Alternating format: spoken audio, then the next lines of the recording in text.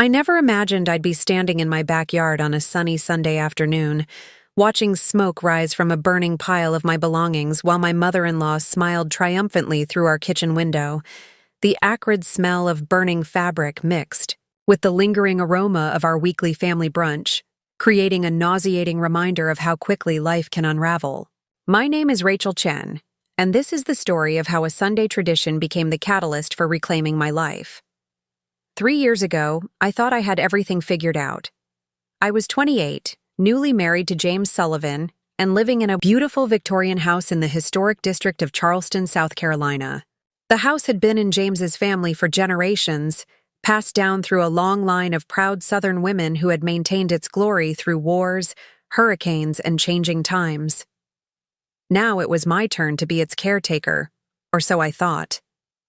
From the moment I first stepped through those ornate double doors as James's wife, I felt the weight of history and expectation settle onto my shoulders. The antique furnishings, the carefully preserved wallpaper, the crystal chandeliers that had illuminated countless family gatherings, everything had a story, a proper way of being maintained, a tradition that couldn't be broken. My mother-in-law, Eleanor Sullivan, made sure I understood the gravity of my role. She lived just 3 houses down the street, in an equally impressive home she'd inherited after my father-in-law's passing. Every Sunday without fail, she would arrive precisely at 10 o'clock for our family brunch, dressed impeccably in her designer suits and pearls, her silver hair styled perfectly, her critical eyes missing nothing. The Sullivan women have hosted Sunday brunch for over a century, she'd remind me constantly, adjusting table settings I'd spent hours arranging. We didn't survive Sherman's march through Georgia to serve cold mimosas or improperly starched napkins. I tried my best to live up to her standards. I learned to make her famous cheese grit soufflé, memorized the correct way to polish the family silver, and studied the genealogy of every portrait hanging in our formal dining room. I even gave up my job as an art teacher at the local elementary school, because Eleanor insisted that a Sullivan woman's primary focus should be her home and family. James supported his mother's vision, though in a gentler way. "Baby, you don't need to work," he'd say, kissing my forehead. "I make more than enough at the firm, and Mom's right. This house needs a full-time caretaker." He'd grown up with these traditions, these expectations. To him, they were as natural as breathing. At first, I convinced myself I was living a fairy tale. The house was undeniably beautiful, and I did take pride in maintaining it. I threw myself into learning the family recipes, planning elaborate dinner parties, and keeping everything just as Eleanor thought it should be. I even started dressing differently, trading my colorful artist's wardrobe for the proper pearls and twin sets that Eleanor deemed appropriate. But beneath the perfect facade, cracks were beginning to show. I missed the joy of teaching, the creative freedom of my art, the simple pleasure of wearing clothes that expressed my personality. The house, which had initially felt like a privilege to care for, began to feel more like a museum where I was both curator and exhibit. Sunday brunches became increasingly tense affairs. Eleanor would arrive early, ostensibly to help, but really to inspect every detail of my preparation. She'd run her finger along the mantelpiece checking for dust, adjust the temperature of the coffee to her liking, and rearrange the fresh flowers I'd carefully selected from our garden. "Rachel, dear," she'd say, her voice dripping with false sweetness, "the azaleas really should be trimmed at a 45-degree angle. And do try to remember that we serve the mint juleps in the crystal glasses from Great Aunt Margaret, not these modern things you've set out." I bore it all with a smile, trying to be the perfect daughter-in-law, the worthy custodian of the Sullivan legacy. But each criticism, each correction, each subtle dig at my background. I was born in California to Chinese-American parents, a fact Eleanor never let me forget, chipped away at my sense of self. James would squeeze my hand under the table when his mother's comments became particularly cutting, but he never contradicted her. "That's just Mom's way," he'd say later. "She means well. She just wants to make sure we maintain the family's standards." But as the months turned into years, those standards began to feel like bars on a gilded cage. I stopped painting altogether. Eleanor had made it clear that the smell of oils and turpentine had no place in a historic home. My art supplies gathered dust in the attic, along with other remnants of my former life that didn't fit the Sullivan image. I lost touch with most of my friends from my teaching days. Eleanor had her own ideas about suitable social connections, and my old colleagues didn't make the cut. Instead, my social circle became filled with other Sullivan family friends. Women who lived similar lives of perfectly maintained homes and carefully curated appearances. What no one saw, what I barely admitted to myself, was how lonely I'd become, how much of myself I'd lost in trying to become the perfect Sullivan wife. But everything was about to change, and it would start, as so many things did in my life, with a Sunday brunch. The first signs that something was seriously wrong began appearing in subtle ways, like hairline cracks in fine china. It started the day Eleanor brought over a stack of leather-bound photo albums, ostensibly to help me understand the Sullivan legacy better. As we sat in the carefully preserved Victorian parlor, she flipped through pages of Sullivan family history, pointing out how every woman in their lineage had maintained the same aesthetic, the same traditions, the same way of life. "Notice how every Sullivan bride wore the same shade of ivory?" she said, tapping a sepia-toned photograph. "Not white. White is so common. And see how they all maintain their figure even after children? A Sullivan woman never lets herself go." Her eyes lingered meaningfully on my frame, which had softened slightly since giving up my active teaching career for the sedentary life of a society wife. That evening, I found myself studying my reflection in the antique mirror that had witnessed generations of Sullivan women before me. My dark hair, which I'd always worn long and flowing, suddenly seemed out of place among the generations of perfectly coiffed Southern belles. The jade pendant my grandmother had given me, a family heirloom of my own, looked foreign against the backdrop of Georgian-style wallpaper and gilt-framed portraits. The next morning, I discovered Eleanor had helpfully scheduled an appointment for me with her hairstylist. "Just a little trim," she said when I called to question it. "And perhaps some highlights? Something more appropriate for a Sullivan wife." I canceled the appointment, but the message was clear. I wasn't fitting the mold. The incidents began piling up. Eleanor started dropping by unannounced, always finding something that needed fixing. She rearranged my kitchen cabinets because that's how Margaret always organized them. She replaced the contemporary artwork I'd hung in the guest room with ancestral portraits, claiming the modern pieces disturbed the home's energy. Each change felt like another piece of me being erased. James noticed my growing discomfort, but struggled to understand it. "Mom's just trying to help," he'd say, his voice taking on that placating tone I was beginning to hate. "She wants us to honor the family traditions. Besides, don't the rooms look better with the portraits?" But it wasn't just about the decor. Eleanor's influence began seeping into every aspect of our lives. She had opinions about everything: what I cooked, what I wore, how I spoke, even how I walked. "A Sullivan woman glides," she'd say, demonstrating the proper posture. "She doesn't bounce around like a public school teacher." The breaking point came during a dinner party we were hosting for James's law firm partners. I'd spent days preparing, determined to prove I could handle a Sullivan social event perfectly. The table was set exactly as Eleanor had taught me. The menu followed Sullivan tradition to the letter, and I'd even worn one of the conservative dresses she'd suggested I buy. Everything was going smoothly until I brought out my grandmother's Chinese almond cookies for dessert, alongside the traditional Sullivan pecan pie. Eleanor's face turned to stone. Later, after the guests had left, she cornered me in the kitchen. "What were you thinking?" she hissed, her perfectly maintained composure cracking. "Serving those ethnic desserts to James's colleagues? We have traditions, Rachel." traditions that have maintained this family's social position for generations. If you can't respect that, perhaps you're not cut out to be a Sullivan after all.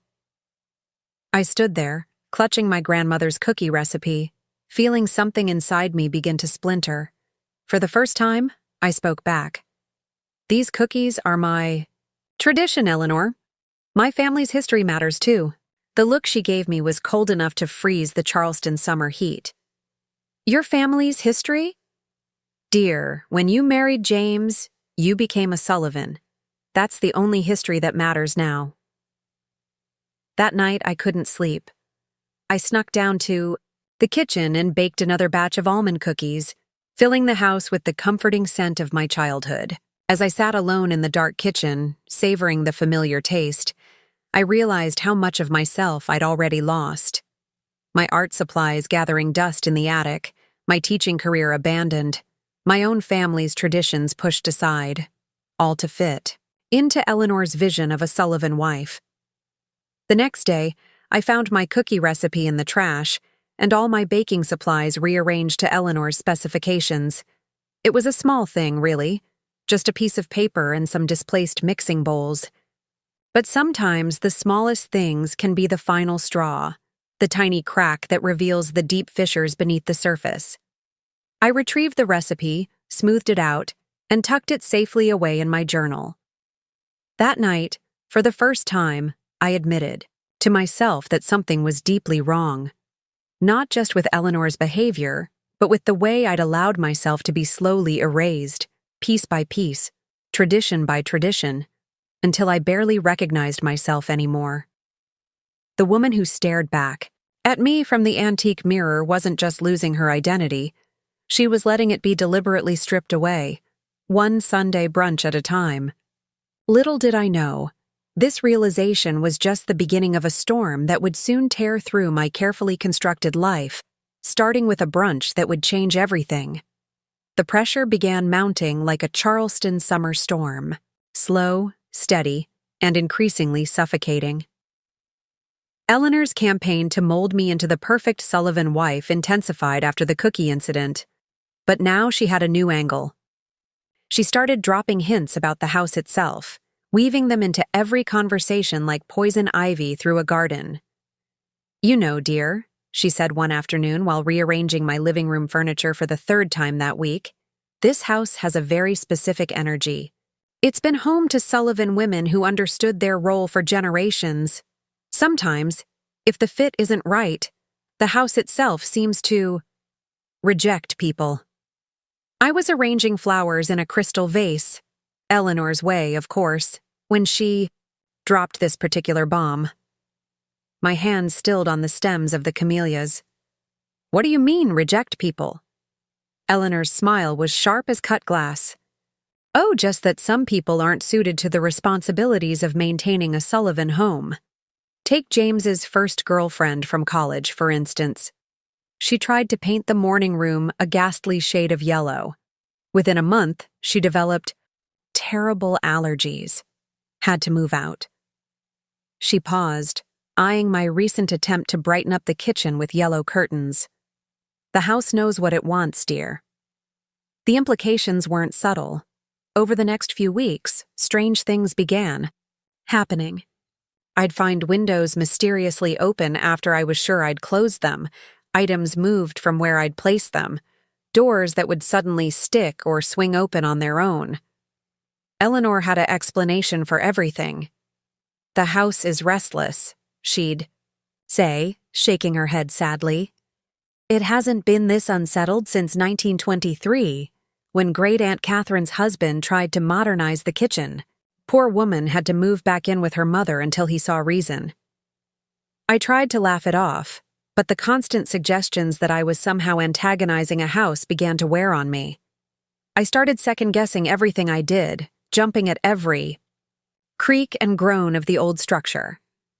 James, caught between his mother's superstitions and my growing unease, became increasingly distant.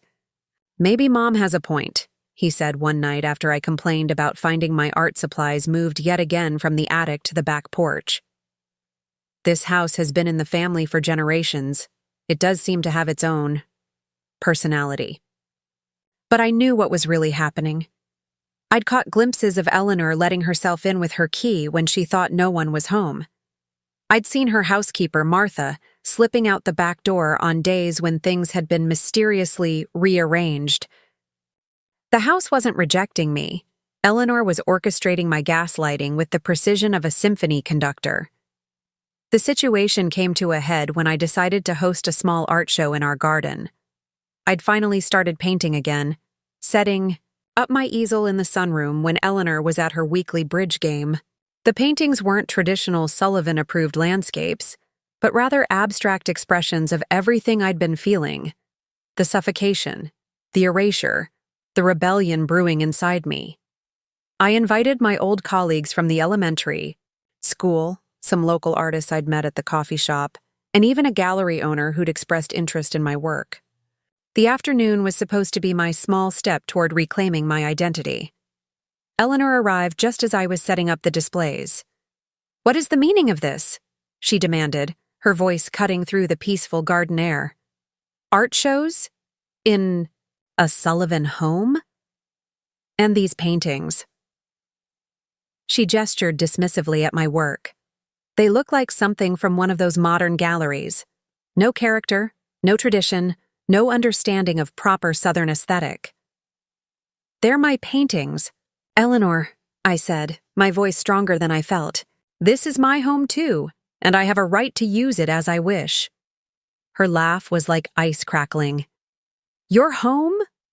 Oh, my dear confused girl, this is a Sullivan home. It belongs to the family legacy, not to some California girl playing at being a Southern wife." She turned to James, who had just arrived home from work. "James, darling, surely you can't allow this spectacle to continue. What would the neighbors think? What would your father say if he could see his home being turned into some sort of bohemian gallery?" I watched my husband's face, seeing him wrestle with the choice between supporting me and maintaining his family's precious reputation. "Maybe Mom's right, Rachel," he finally said, not meeting my eyes. "We should discuss this before making any changes to the house's atmosphere." "Changes to the atmosphere?" I repeated, disbelief coloring my voice. "James, she's trying to control every aspect of our lives. She's trying to erase everything about me that doesn't fit her perfect Sullivan mold." Eleanor's face hardened. "I think perhaps it's time we discussed alternative arrangements. Clearly, the pressure of maintaining a historic home is becoming too much for you. I have a lovely apartment above my carriage house. Much more. Suitable for someone of your background and temperament." The suggestion hung in the air like heavy Charleston humidity. She wasn't just trying to control me anymore. She was trying to remove me entirely, to relegate me to an auxiliary building while she reclaimed the main house for herself. The realization struck me like a physical blow. All this time, I'd thought she was trying to mold me into the perfect Sullivan wife, but her real goal was to prove I could never be one. After the art show confrontation, life in the Sullivan house became nearly unbearable. Eleanor's suggestion about the carriage house apartment wasn't just a casual idea, it was the opening shot in a war of attrition. She began leaving real estate listings on the kitchen counter, all for small apartments or condos, each one carefully annotated with notes like, "perfect for transitional living," or "ideal for someone finding their way." The psychological warfare escalated. One morning, I came downstairs to find Eleanor and 3 other Sullivan matriarchs having coffee in my kitchen. They fell silent when I entered, their eyes following me with practiced Southern disapproval. "Rachel, dear," Eleanor's cousin Margaret drawled, "we were just discussing the summer cottage in Savannah. Remember how lovely it was when you and James visited last year? So cozy. Perfect for a young couple still finding their footing." I stood there in my own kitchen, still in my pajamas, feeling like an intruder. The women sipped their coffee from my grandmother's porcelain cups, the ones Eleanor had relegated to the back of the cabinet because they weren't Sullivan pieces, and continued their pointed conversation around me as if I were invisible. That evening, I confronted James about his mother's constant presence in our home. "She has a key for emergencies," he said, loosening his tie after a long day at the firm. "And she's just trying to help maintain the house's heritage." "Heritage?" I snapped, my patience finally breaking. "James, she's orchestrating a campaign to drive me out of my own home. Can't you see what's happening?" He ran his hands through his hair, a gesture of frustration I'd seen more and more lately. "You're being paranoid, Rachel. Mom's lived in this neighborhood her whole life. She knows how these old houses need to be maintained. Maybe if you tried harder to understand our traditions." "Your traditions?" I interrupted. "What about my traditions? My heritage? Since when does living in a historic home mean erasing everything about myself?" "Nobody's asking you to erase yourself," he argued, but his voice lacked conviction. "It's just, there are expectations. Standards. The Sullivan name means something in Charleston." The next day, I found my art supplies had been packed into boxes and moved to the garden shed. When I demanded an explanation, Eleanor appeared as if by magic, her face a mask of innocent concern. "Oh, those old things. I had Martha move them. The attic needs to be reorganized. We're bringing over some of the family archives. You understand, of course. Family history must be preserved." I unpacked my supplies and brought them back inside, setting up my easel in the morning room, a small act of defiance. By evening, everything had been moved again, this time to the carriage house Eleanor kept mentioning. "It's a much better space for artistic pursuits," she said smoothly when I confronted her. "The light is lovely there, and it would give you more freedom to express yourself without worrying about damaging the main house's ambiance." The situation began affecting my health. I started having trouble sleeping, jumping at every creak and groan of the old house. I lost weight, my clothes hanging loose on my frame. Even my hair started falling out in clumps, probably from the stress. But every time I tried to talk to James about it, he became more distant. "Maybe you should see someone," he suggested one night. "Mom knows a wonderful therapist. She helped James's sister when she was having similar adjustment issues." I remembered meeting James's sister at our wedding, a quiet, almost ghostly woman who lived in a small apartment above her mother's garage, teaching piano lessons and never quite meeting anyone's eyes. Was this the future Eleanor had planned? For me? Another Sullivan wife properly contained and controlled? The final straw came when I discovered Eleanor had been systematically going through my closet, removing pieces she deemed unsuitable for a Sullivan wife, and replacing them with clothes more to her taste. I found my favorite red silk dress, a gift from my mother, wadded up in a donation box in the garage.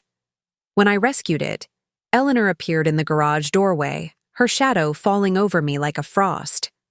"Really, dear, that dress was hardly appropriate. Red is so aggressive. A Sullivan woman favors pastels, gentle colors that don't draw attention." "I'm not getting rid of my clothes, Eleanor," I said, clutching the dress to my chest. Her smile was cold as a January morning. "No? Well, perhaps it's time we discussed more permanent solutions to this situation. James and I have been talking." My blood ran cold. "You've been talking to my husband about my clothes?" "About everything, dear. Your resistance to tradition, your unsuitable artistic pursuits, your inability to maintain proper standards. James understands that sometimes difficult decisions must be made for the good of the family name." I stormed inside to find James, my hands shaking. He was in his study, surrounded by old family photographs Eleanor had recently discovered and insisted on displaying. "Have you been discussing me with your mother? Making plans about my future without consulting me?" He wouldn't meet my eyes. "Mom's just concerned, Rachel. We all are. You've been acting erratic lately, emotional. Maybe some time in the carriage house would be good for you. Give you space to adjust. In that moment, I saw my future with crystal clarity. They were trying to relegate me to the same fate as James's sister, a Sullivan wife properly contained, controlled, and eventually erased. The walls of the historic home seemed to close in around me, its antique mirrors reflecting a woman I barely recognized anymore. That night, I lay awake in our four-poster bed, listening to the house settle around me. Every creak felt like a warning, every shadow a reminder of the forces aligning against me. Sunday brunch was approaching, Eleanor's weekly ritual of control and criticism. But this time something would have to give. I just didn't realize how explosive that giving would be. That Sunday morning dawned bright and clear, the kind of perfect Charleston day that usually graced the pages of Southern Living magazine. I'd been up since dawn, mechanically going through the motions of preparing for our weekly brunch. The silver was polished, the table set exactly as Eleanor demanded, the cheese grits soufflé baking in the oven. Everything was perfect, just as it had been every Sunday for the past 3 years. But something was different.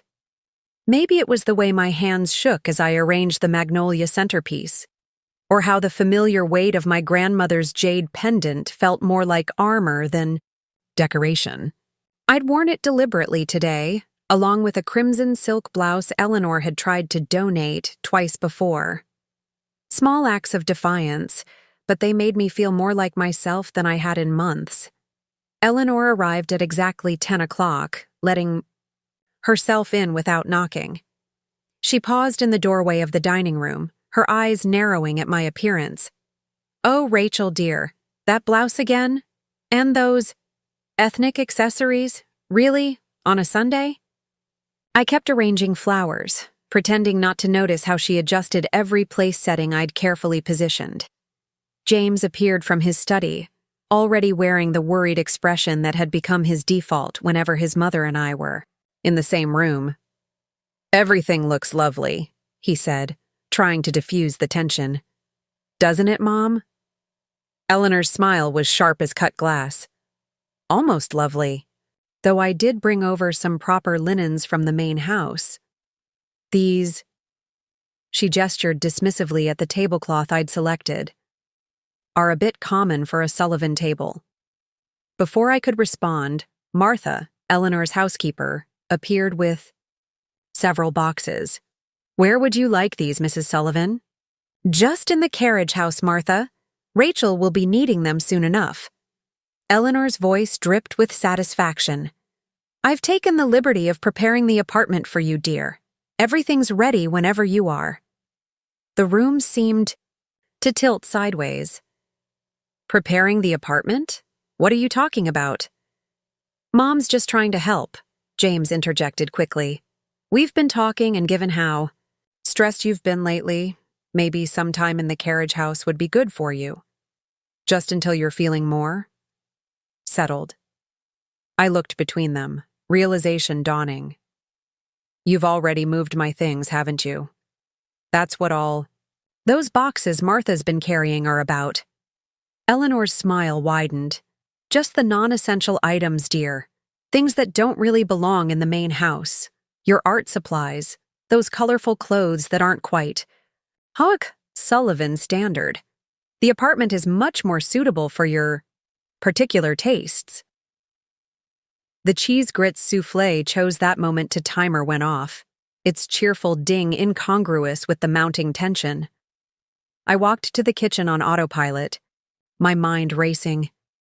They'd been planning this, orchestrating my removal from my own home piece by piece. When I returned with the soufflé, Eleanor was directing Martha to rearrange the dining room furniture. "The morning light will be much better.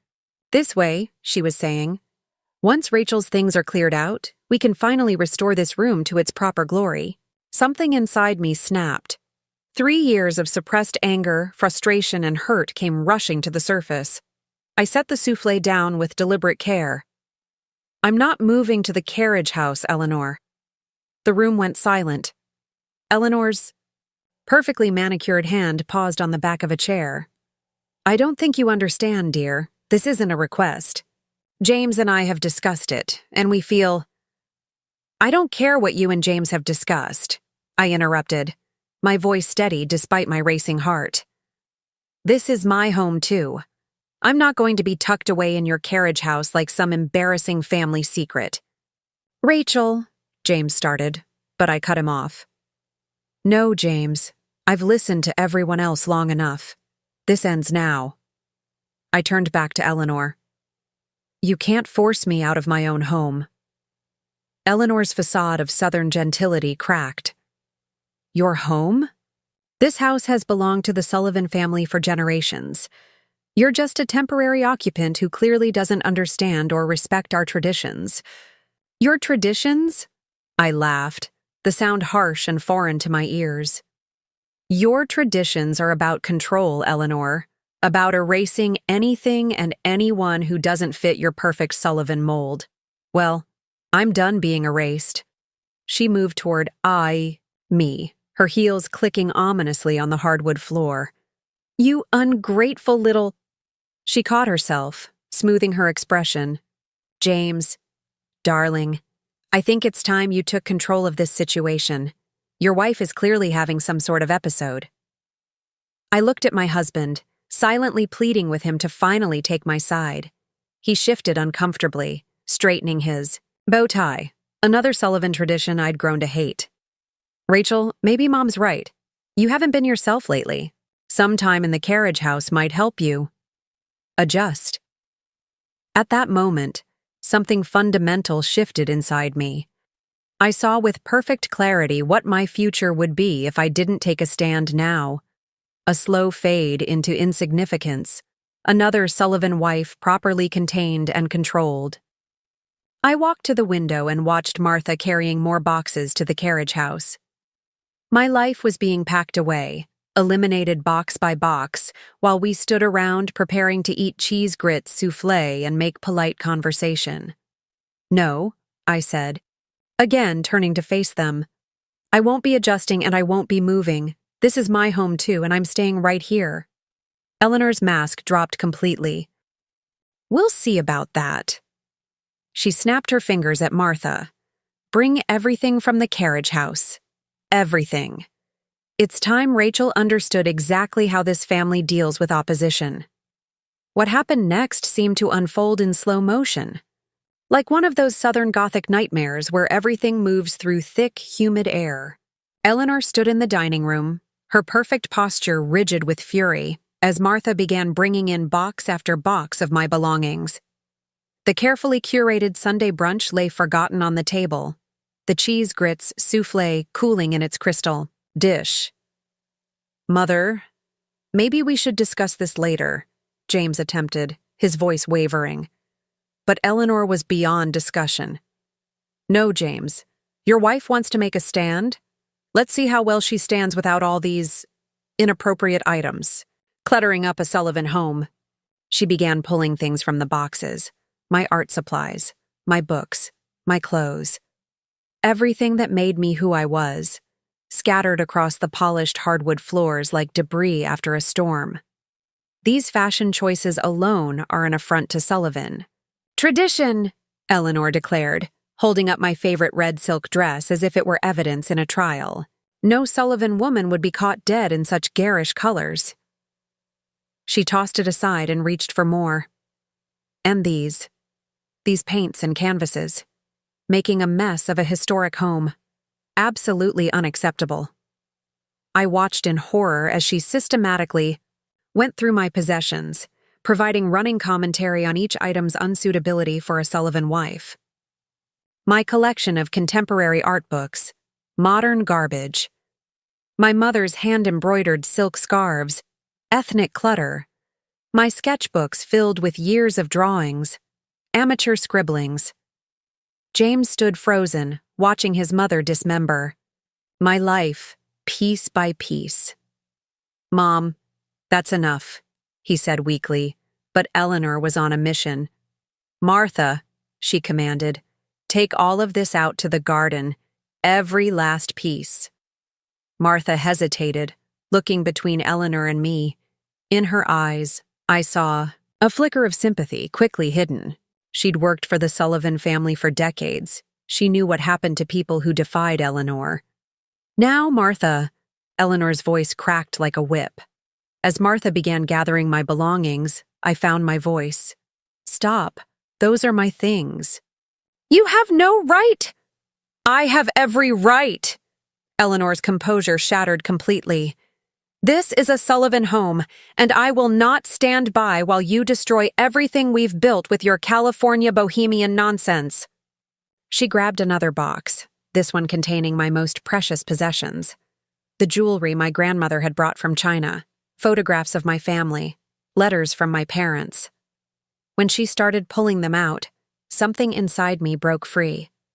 "Don't you dare touch those!" I lunged forward, but James caught my arm. "Rachel, calm down!"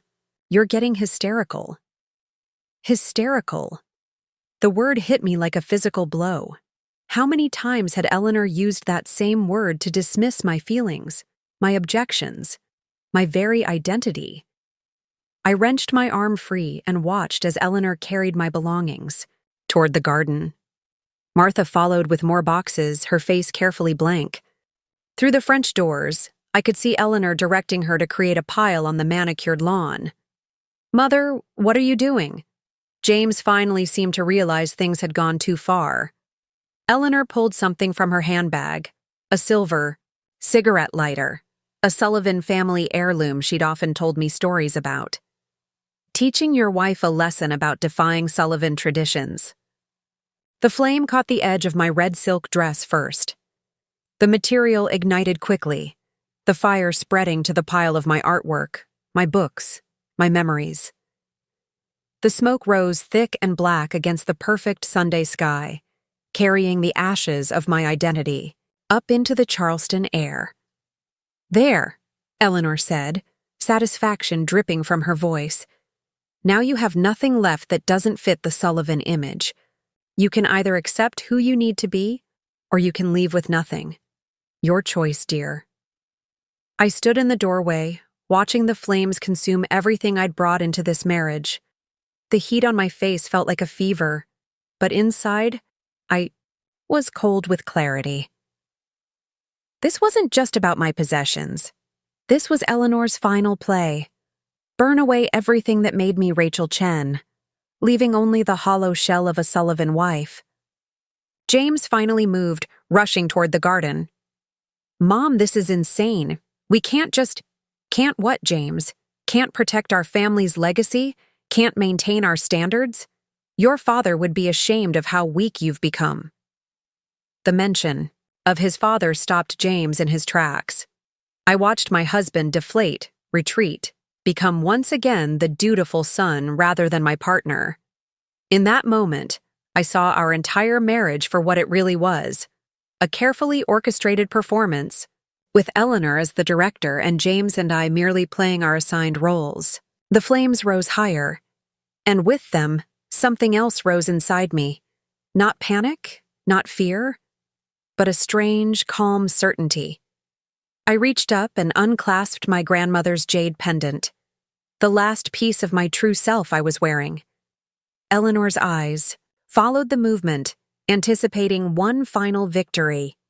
Instead, I clutched the pendant tightly and walked toward the house. Not the carriage house where they wanted to banish me, but toward the grand front door of the Sullivan family home. Behind me, I could hear Eleanor's triumphant voice. Finally, she understands her place. But she was wrong. I understood something entirely different, and it would change everything. Inside the house, the dining room still held the perfect tableau of our abandoned Sunday brunch. Crystal glasses caught the light, throwing rainbow prisms on the wallpaper. The cheese grits soufflé sat untouched, slowly collapsing in on itself like my former life. Through the windows, I could see the smoke from my burning possessions staining the pristine Charleston sky. I moved through the rooms with newfound clarity, seeing everything as if for the first time. The antique mirrors that had witnessed countless Sullivan wives being molded and shaped into acceptable forms. The portraits of stern-faced matriarchs who had maintained the family's precious traditions through war, recession, and social change. The carefully preserved furniture that had been arranged just so for generations. Behind me, I could hear Eleanor's voice in the garden, still directing the destruction of my life with clinical precision. Make sure everything burns completely. Martha, we don't want any remnants. I climbed the stairs to what had been my bedroom, our bedroom, for the past 3 years. The 4-poster bed with its heirloom quilt. The vanity where I'd spent countless hours trying to style my hair the Sullivan way. The closet where my clothes had been gradually replaced with Eleanor-approved pieces in acceptable pastels and subtle patterns.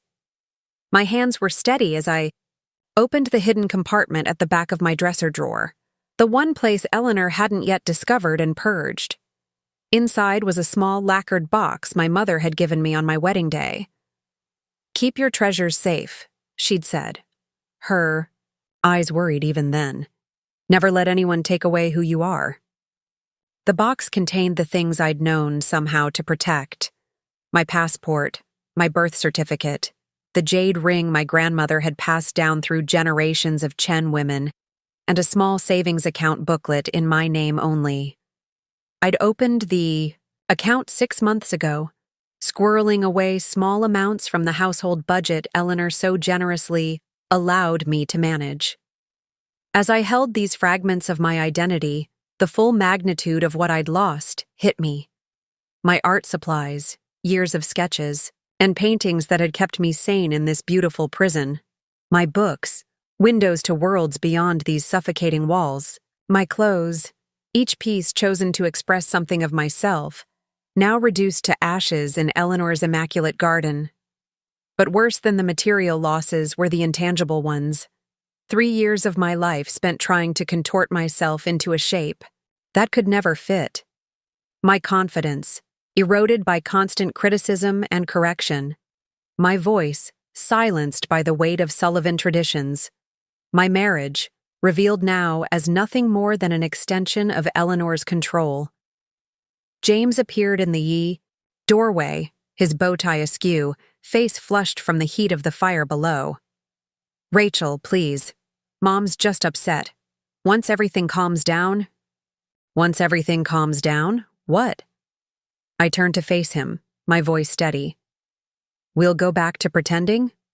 You'll keep watching while she erases me piece by piece?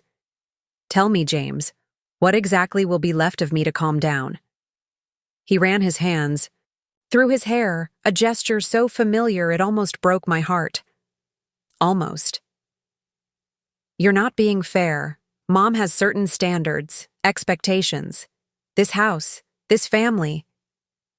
"This house is a museum," I interrupted, "and your mother is its curator. And I'm done being just another exhibit." "What are you saying?" His voice held a note of panic now. I looked around the room one last time, seeing it clearly for what it was. Not a home, but a mausoleum where Sullivan wives came to bury their true selves. "I'm saying that your mother can keep her perfect house and her precious traditions. She can keep the silver and the crystal and the proper way to fold napkins. She can even keep you, James, since you've made it clear whose side you're on." "There aren't sides, Rachel. This is family." "No, James. This isn't family. This is ownership, control, and I'm done being owned." From the garden below, Eleanor's voice carried up, sharp with triumph. "There, that's the last of it. Now perhaps we can restore some proper order to this house." I clutched my small box of treasures to my chest and moved toward the door. James stepped aside automatically. Even now, Sullivan manners ran deep. "Where? Are you going?" "Isn't it obvious? I'm doing what your mother wants. I'm leaving her perfect house. But I'm not going to her carriage house apartment. I'm not going to be another one of her successes. Another Sullivan wife properly contained and controlled." "You can't just leave," he protested, but his voice lacked conviction. "What about our marriage? Our life together?" I paused at the top of the stairs, looking back at him. What life together, James? We've been living your mother's life, following her script.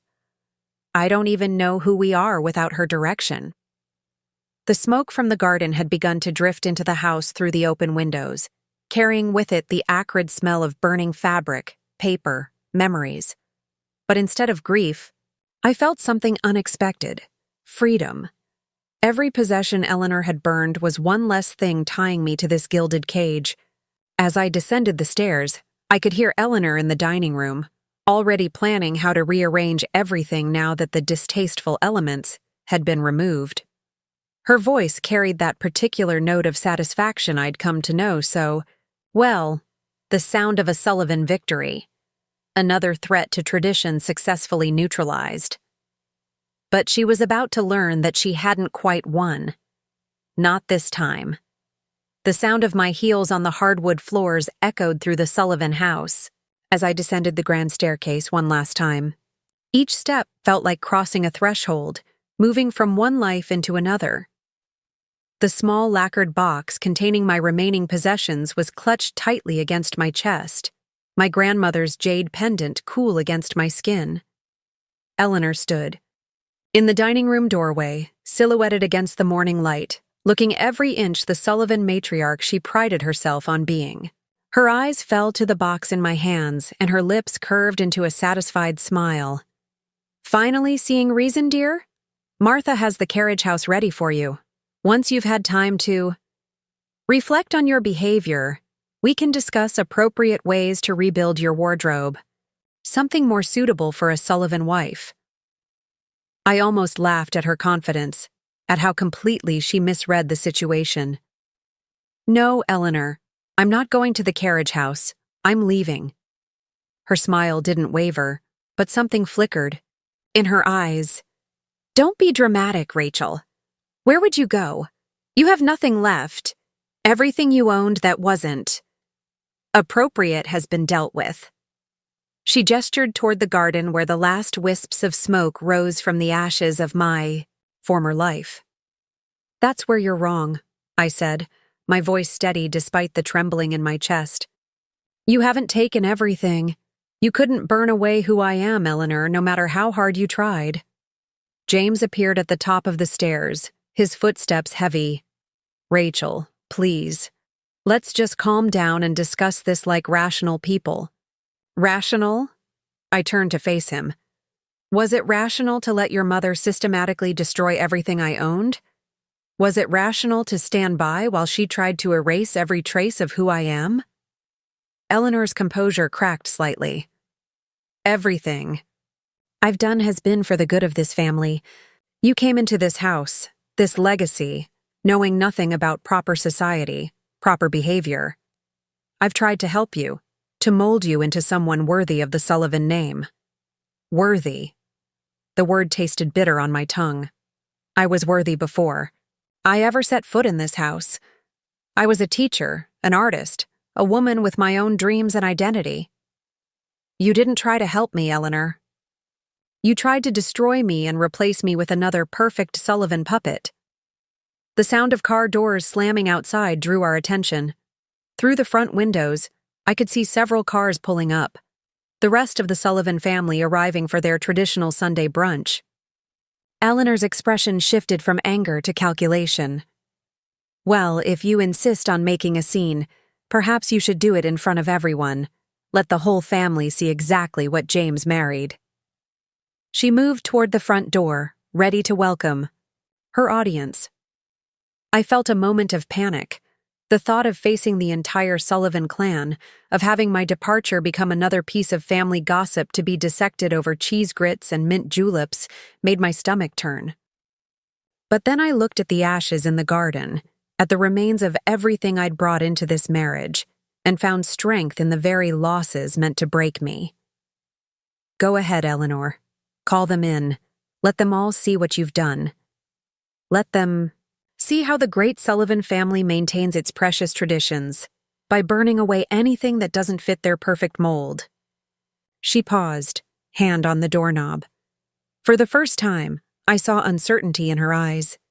Outside, voices approached the front porch, the familiar murmur of Sullivan family gossip.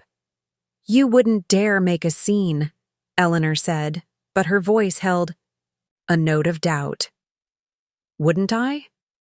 What do I have left to lose? You've already burned everything else." James moved between us, his face pale. "Both of you, please. The family's here. We need to maintain appearances." "Appearances," I echoed.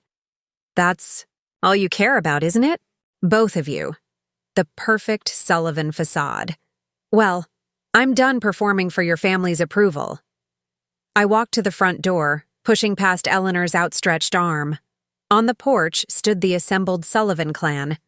Aunts, uncles, cousins, all dressed in their Sunday best, all ready for another performance of perfect family harmony. Aunt Margaret was the first to speak, her eyes widening at my appearance. "Rachel, dear, are you quite all right? What's that dreadful smell of smoke?" I looked at their perfectly composed faces, their coordinated outfits, their practiced expressions of concern.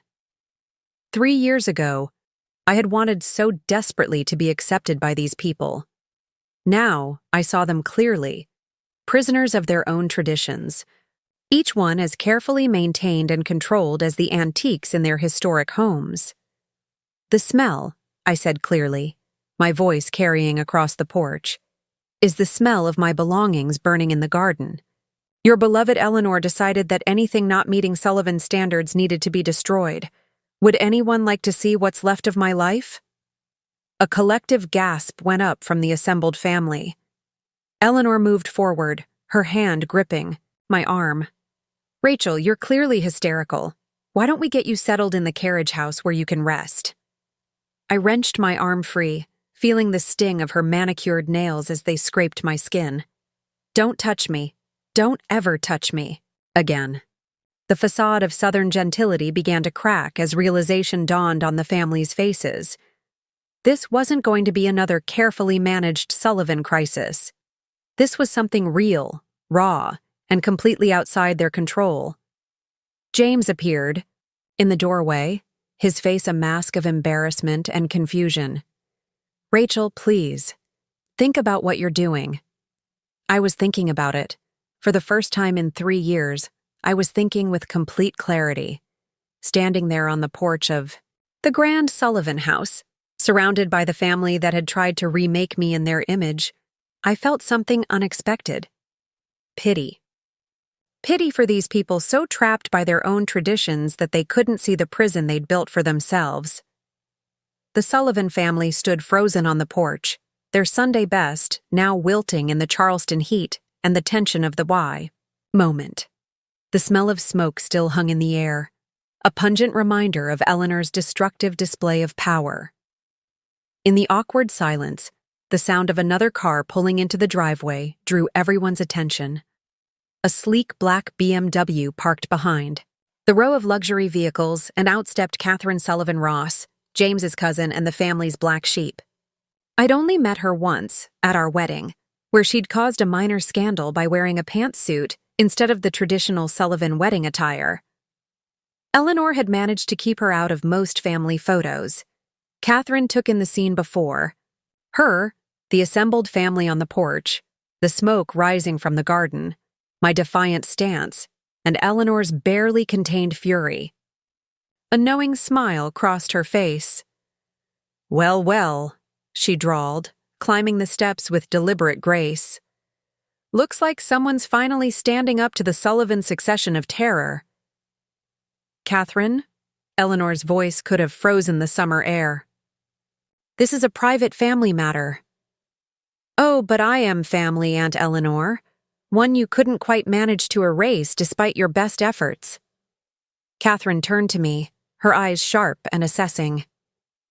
"Though it looks like you tried your usual tactics, with Rachel here. Burning possessions now, are we? That's new. Usually, you stick to metaphorical character assassination." Several of the assembled Sullivans shifted uncomfortably. Aunt Margaret clutched her pearls, while Uncle George suddenly became very interested in his phone.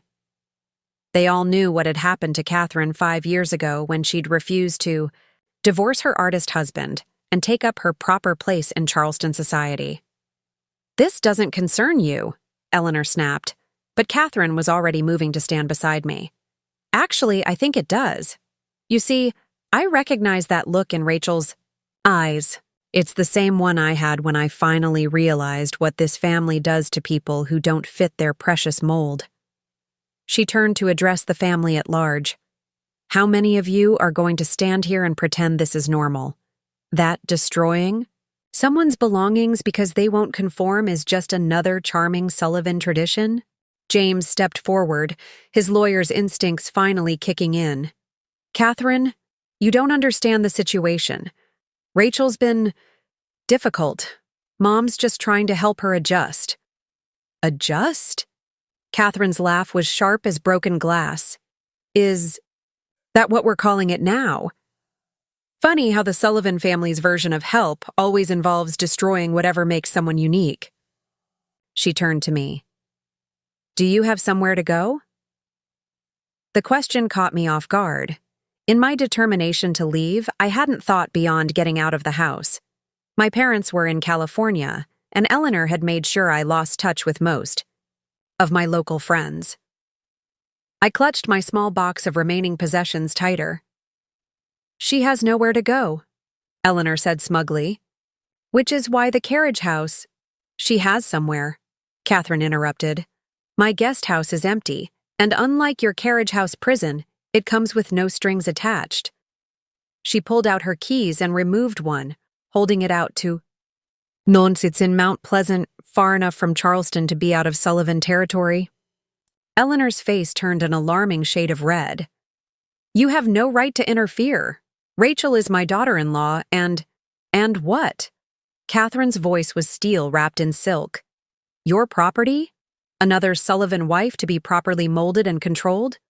How did that work out with James's sister, or my mother, or any of the other women who've disappeared into the Sullivan family machine?" Her words hit home. Around us, the assembled family members began to stir uneasily. I saw recognition in some of their eyes, particularly the younger generation. How many of them had watched their mothers, their aunts, their sisters slowly fade, away under the weight of Sullivan traditions? Martha appeared in the doorway, her eyes wide as she took in the scene.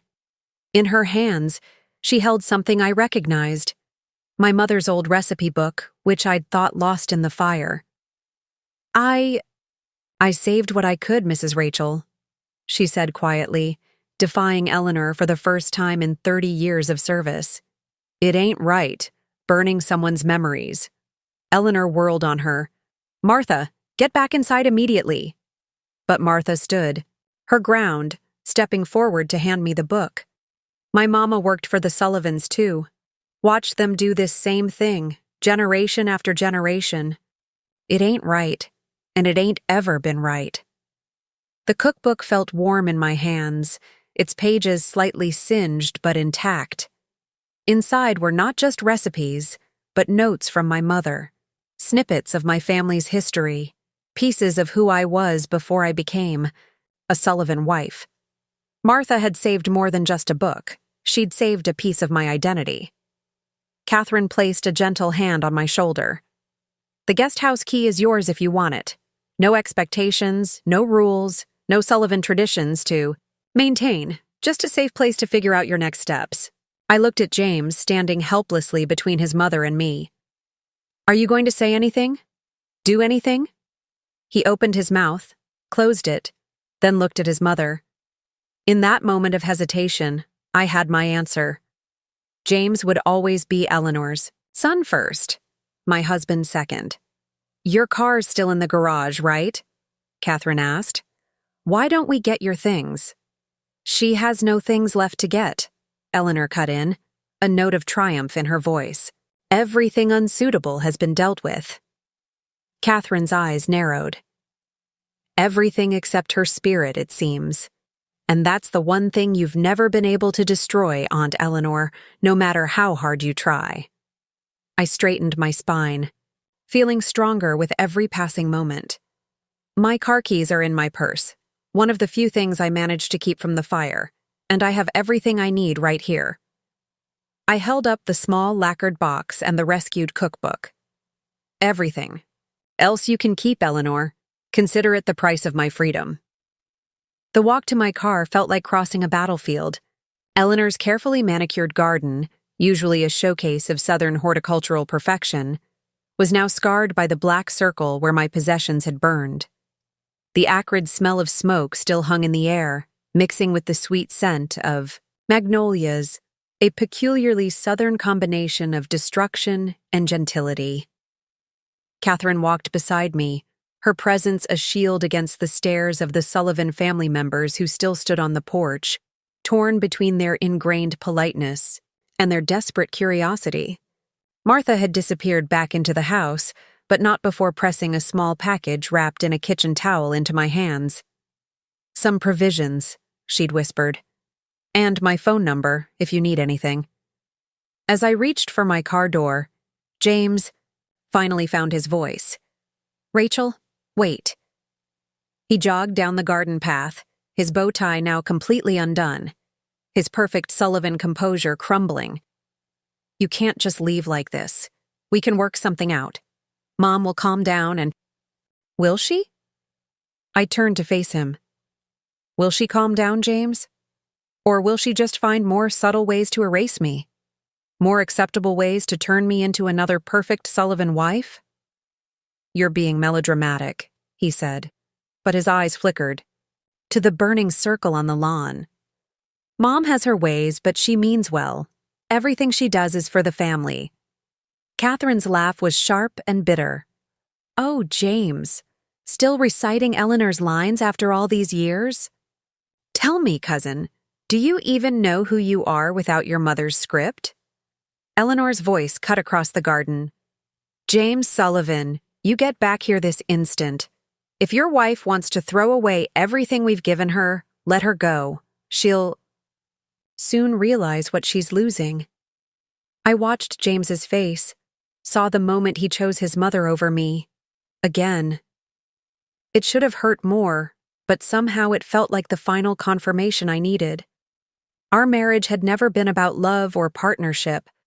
It had been about maintaining the Sullivan legacy. "You know what the saddest part is, James?" I said softly. "I actually loved you. Not the Sullivan heir, not the perfect Southern gentleman, but you. I thought if I tried hard enough, if I changed enough, I could help you find yourself under all those layers of tradition and expectation. But you have to want to be found." His face crumpled slightly, showing a glimpse of the man I'd first fallen in love with. The one who'd once talked about opening his own small-town practice instead of joining his father's prestigious firm. The one who'd admired my paintings, before Eleanor convinced him they were too modern for a Sullivan home. "Rachel, please," he started, but I was already sliding into my car. The engine started with a purr. One thing Eleanor hadn't managed to touch. As I backed down the driveway, I caught a last glimpse of the scene in my rearview mirror. James, standing lost in the garden, Eleanor triumphant on the porch, the Sullivan family clustered in confused groups, and Catherine offering a small salute of solidarity. "Turn left at the end of the drive," Catherine said from the passenger seat. "Place is about 20 minutes away, and I know a route that avoids most of the Sullivan-occupied areas of Charleston." The fact that such routes existed, that Catherine had mapped them out, spoke volumes about the family's influence in this city. As we drove, the grand historic homes gave way to more modern developments, the weight of tradition lightening with each mile. "You know she'll spread her version of events through every social circle in Charleston," Catherine said after a while. "The Sullivans excel at character assassination. By dinner time, half of South Carolina will have heard about how you had some sort of breakdown and attacked poor Eleanor's precious traditions." I gripped the steering wheel tighter. "I don't care what story she tells. I'm done living my life for Sullivan approval." "Good," Catherine nodded. "But you should care about protecting yourself. Eleanor's influence runs deep in this town. She'll try to make it impossible for you to find work, to rebuild your life here." The reality of my situation began to sink in. I had no job, no clothes, except what I was wearing, and only the small amount I'd managed to save in my secret account. The weight of it should have been crushing, but instead, I felt strangely light. "Then I won't rebuild my life here," I said, surprising myself with the certainty in my voice. "Charleston's beautiful, but it's their territory, their rules. Maybe it's time to make my own rules somewhere else." Catherine smiled. "Now you're thinking like a survivor, but first, you need a safe place to plan your next steps. The guest house is yours for as long as you need it. It's on a separate property from my main house. Close enough for support, far enough for privacy." As we crossed the Cooper River, leaving the peninsula and its weight of history behind, I felt something shift inside me. The smoke-scented air from my clothes no longer smelled like destruction. It smelled like freedom. Every possession Eleanor had burned was one less thing tying me to a life that had slowly been suffocating me. "You know what the strangest part is?" I said, watching Charleston recede in my mirrors. "I actually feel grateful to Eleanor in a way. By trying to destroy everything that made me who I am, she showed me exactly who I need to be." Catherine glanced at me, understanding in her eyes. "Sometimes you have to lose everything to find yourself. Trust me, I know. The question is, what are you going to do with that knowledge?" I thought about my mother's rescued cookbook, about my small box of treasures, about the jade pendant that had survived Eleanor's purge. They weren't just possessions anymore. They were seeds of a new life, one I would build on my own terms. "First," I said, "I'm going to eat whatever Martha packed in this kitchen towel. Then I'm going to call my parents and tell them everything. And after that," I took a deep breath, tasting freedom. "After that, I'm going to start painting again." Catherine's guest house was everything the Sullivan mansion wasn't. Where Eleanor's domain had been all antiques and tradition, this space was modern, bright, and wonderfully untethered to the past. Floor-to-ceiling windows looked out over a small private garden, and the walls were decorated with vibrant contemporary art, some of it, I noticed, signed by Catherine herself. "It's not exactly Sullivan-approved decor," Catherine said, watching me take in the space. "But then again, that's rather the point." She set my small box of rescued possessions on a sleek coffee table. "The kitchen's stocked. There's a computer. In the office nook if you need it. And I put some clothes in the bedroom. We look about the same size." I turned to her, overwhelmed by the kindness. "Catherine, I don't know how to thank you." She waved off my gratitude. "Consider it my contribution to the Sullivan Survivors Club. We're a small but growing group." Her smile turned serious. "Now let's see what Martha managed to save for you." We unwrapped the kitchen towel package on the counter. Inside was a curious assortment. My cell phone charger, which I hadn't even thought about in my escape, a small envelope of cash, my favorite tea blend, and surprisingly, a small watercolor set I'd hidden in the kitchen months ago. A note in Martha's neat handwriting read, "Some things are worth saving. Some traditions are worth breaking." "Martha's been watching Eleanor destroy lives for 30 years, Catherine explained, examining the note. "She's helped more than one Sullivan wife escape, though most didn't make it as far as you did." The implications of that statement hit me hard. How many others have there been? Catherine leaned against the counter, her expression distant. "Too many. James's sister Claire was the most recent. You've met her, right? The nervous one who teaches piano lessons from Eleanor's garage apartment?" At my nod, she continued. "She used to be a concert pianist, had a promising career ahead of her until she married into the family. Eleanor convinced her that professional performances weren't suitable for a Sullivan wife." My hand shook as I set down my mother's cookbook. I had no idea. She seemed so broken, Catherine supplied. "That's what happens when you let Eleanor Sullivan remake you. But you," she pointed at me with a decisive gesture, "you got out before she could finish the job. The question is, what are you going to do with your freedom?" I sank onto one of the modern bar stools, the events of the day finally catching up with me? I honestly don't know. Everything I owned is gone. My job, my art supplies, my clothes, my voice caught. Even my wedding ring burned in that fire. Good riddance to Sullivan Shackles, Catherine said firmly. But you're wrong about everything being gone. Your teaching certification is still valid, isn't it? Your talent didn't burn in that fire. Your spirit, the one Eleanor tried so hard to break, is still very much alive. She had a point. Eleanor might have burned my possessions, but she couldn't burn away my education, my skills, my determination. I thought about my small savings account, the one thing I'd managed to keep secret. It wasn't much, but it was a start. I should call my parents, I said, reaching for my phone. They need to know what happened. Catherine nodded. Use the landline if you need to. Eleanor's probably already tried to poison every Sullivan contact. Against you, and in this town, that's a lot of people. Best to keep your cell number private for now. As if on cue, my phone lit up with messages.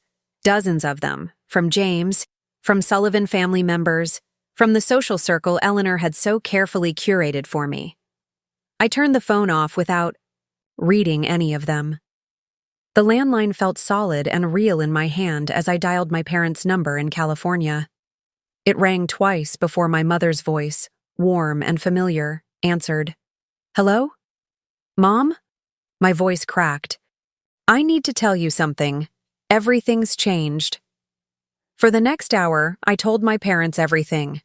The gradual erosion of my independence, Eleanor's escalating control, the final dramatic confrontation and burning of my possessions. My mother listened in silence, but I could hear my father's muffled exclamations in the background. We'll be on the next flight, Mom said when I finished. You shouldn't be alone right now. Actually, I said, surprising myself, I think I need to do this part on my own. But knowing you're there, knowing you understand, that means everything. After saying goodbye, I found Catherine in the garden, setting up an easel. I thought you might want to start reclaiming your art, she said, gesturing to the fresh canvas and paints she'd arranged. Sometimes the best way to process trauma is to create something new from it. I touched the canvas hesitantly, feeling its texture. How long had it been since I'd really painted, not just made the decorative pieces Eleanor deemed acceptable? The white surface seemed to pulse with possibility. What should I paint? I asked, picking up a brush. Catherine smiled. Paint your freedom. Paint your anger. Paint the woman Eleanor tried to erase but couldn't. Paint whatever you damn well please, that's the whole point. As the sun set over Mount Pleasant, casting long shadows across the garden, I made my first brush stroke. The color was red as the silk dress Eleanor had burned, as red as the fury and passion she'd tried to stamp out of me. It felt like drawing a line between my old life and my new one, between the woman I'd pretended to be and the woman I was ready to become. The first week in Catherine's guest house passed in a blur of painting and processing. I'd wake early, still conditioned to prepare for Eleanor's inspections, only to remember that no one would be checking my table settings or critiquing my choice of breakfast china. The freedom was both exhilarating and terrifying. Catherine had introduced me to her circle of friends, what she jokingly called the Charleston Resistance. There was Mara, a divorce attorney who specialized in helping women escape controlling marriages. Dr. Sarah Chen, no relation, a therapist who understood the particular trauma of cultural erasure. And Diana, an art gallery owner who'd survived her own high society exodus. The Sullivans aren't the only family in Charleston with a tradition of control, Diana explained one evening as we sat in her gallery after hours. She'd invited me to see her latest exhibition, featuring artists who'd broken free from various societal constraints. They're just the most systematic about it. I was studying a particularly powerful piece, a woman emerging from a chrysalis, made of social expectations, when Diana dropped a bomb. I've been looking for someone to teach art classes here at the gallery. Someone who understands both technique and the therapeutic value of creative expression. The offer caught me off guard. I haven't taught since before. My marriage, Eleanor made sure. Eleanor's not in charge anymore, Diana interrupted firmly. And from what Catherine tells me about your work, you're exactly what we're looking for. The idea of teaching again, of helping others find their voice through art, made my heart race with possibility. But fear crept in too. The Sullivans have a lot of influence in Charleston, if Eleanor found out. Let her find out, Mara chimed in, looking up from the legal papers she was reviewing. In fact, I'm counting on it. The more she tries to interfere with your new life, the stronger our case becomes. I'd been hesitant about pursuing legal action, but Mara had convinced me to at least document everything. Emotional and financial. Abuse leaves traces, she'd explained. The destruction of your property, the isolation, the control over your finances, it all builds a pattern that courts are beginning to recognize. That night, as I worked on my latest painting in Catherine's garden studio, Dr. Chen stopped by for what she called a casual check-in. She had a way of creating safe spaces for difficult conversations. "How are you really doing?" she asked, studying my canvas. I'd been painting a series of women emerging from various forms of confinement, boxes, cages, even perfectly appointed dining rooms. "I'm angry," I admitted, adding another fierce stroke of color. Not just about my things, being burned, but about the years I lost trying to become someone else, about how close I came to disappearing completely. Dr. Chen nodded. "That anger is valid. It's also fuel for your recovery. But be careful it doesn't become another prison." "What do you mean?" "Sometimes when we escape one form of control, we let our anger at that control define us. The goal isn't just to break free from Eleanor's vision of who you should be, it's to discover who you want to be." Her words hit home. Who did I want to be now that I was free to choose? The answer began taking shape in my mind, like a painting emerging from a blank canvas. Later that evening, Catherine hosted what she called a survivor's dinner in her main house. The table settings would have given Eleanor heart palpitations. Mismatched vintage plates, casual centerpieces, and not a proper fish fork in sight. The conversation flowed freely, touching on art, politics, and personal histories. "I got a call from Claire today," Catherine announced as we finished our decidedly un-Sullivan-like takeout Thai food. "James's sister. She's been following your story through Martha, and she's thinking about leaving too." The news sent a ripple through the group. Claire, the perfect cautionary tale of Sullivan control, considering escape. "She'll need support," Mara said thoughtfully. "The longer you've been under that kind of control, the harder it is to break free." "She'll have support," Diana declared. "All of us. We should start a formal network, something to help other women in similar situations." The idea took root as we sat around Catherine's table. Each woman brought her expertise: Mara's legal knowledge, Dr. Chen's therapeutic insights, Diana's connections in the art world, and my fresh perspective on breaking free from the Sullivan machine. "We could use the gallery as a front," Diana suggested, excitement building.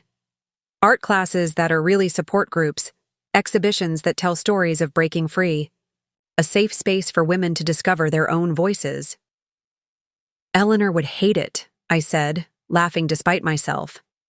"An organization dedicated to dismantling everything she stands for, right here in her precious Charleston." "That's exactly why." "It's perfect," Catherine grinned. "Sometimes the best revenge is living well and helping others do the same." As I looked around the table at these strong, supportive women, I realized I'd found something I never had in the Sullivan family: genuine connection. These women didn't care about maintaining appearances or upholding rigid traditions. They cared about truth, growth, and supporting each other. "I want to help," I said firmly.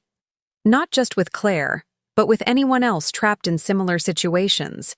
I want to turn what happened to me into something meaningful." Dr. Chen smiled. "That's often how healing works best, when we use our experiences to light the way for others." The evening ended with practical planning.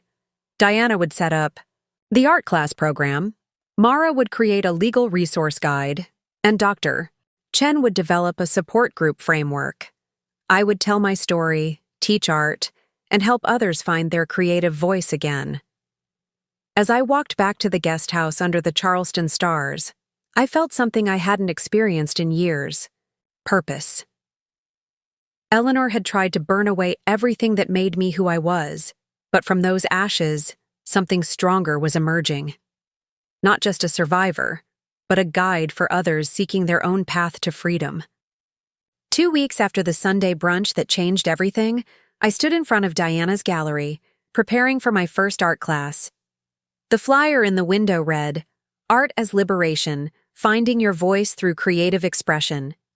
Innocent enough to avoid Sullivan's suspicion, but clear enough for those who needed it. Inside, I'd set up easels in a circle, breaking every rule of formal art instruction Eleanor had tried to drill into me. No rigid rows, no proper distance measurements, no predetermined subjects to paint. Just open space, fresh canvases, and permission to create freely. "Nervous?"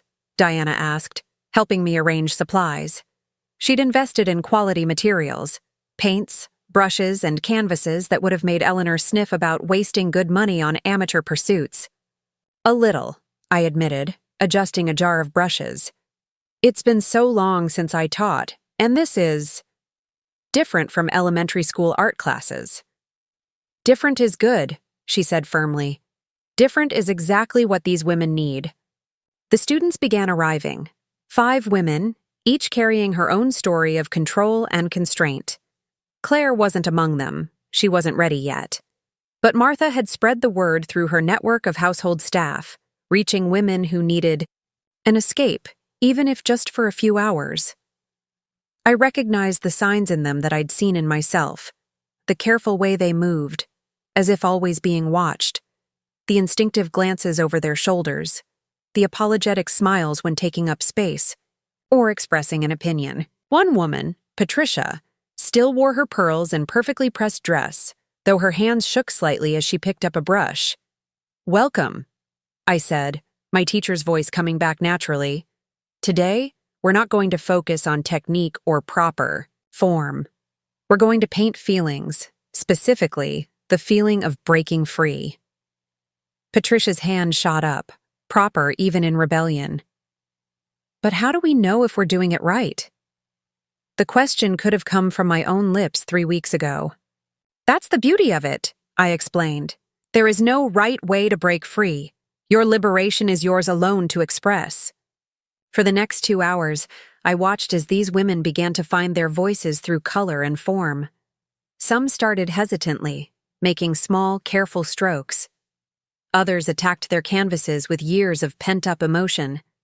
Patricia's pearl necklace ended up splattered with paint, and her smile when she noticed was worth everything.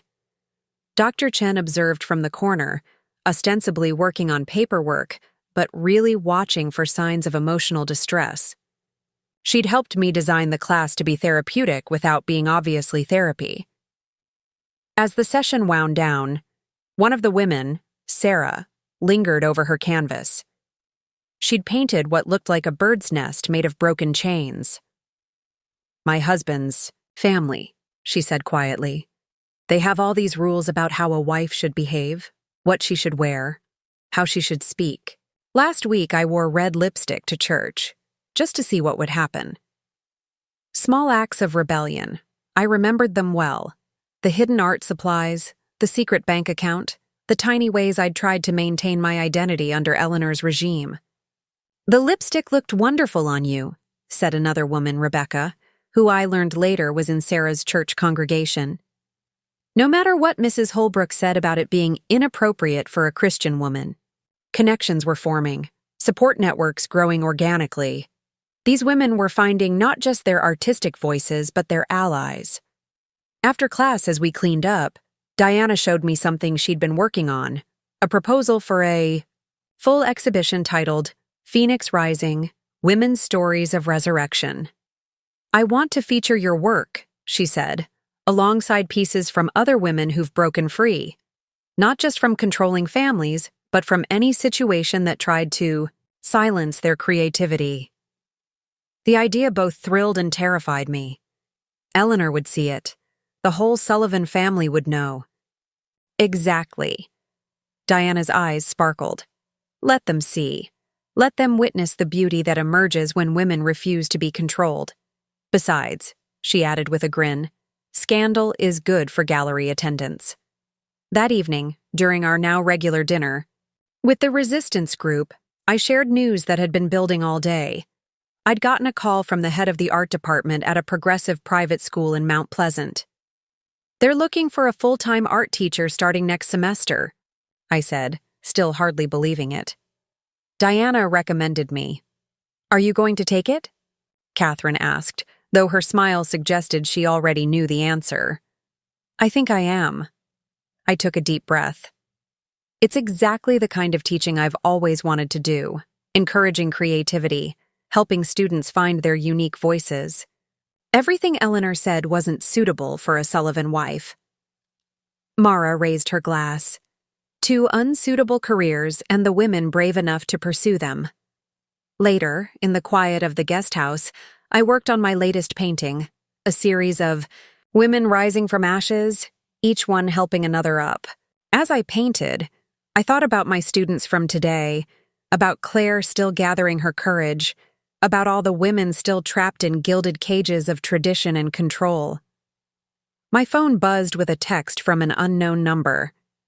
It was a photo of my burned possessions being cleared from the Sullivan garden, followed by the words, "You'll regret this defiance."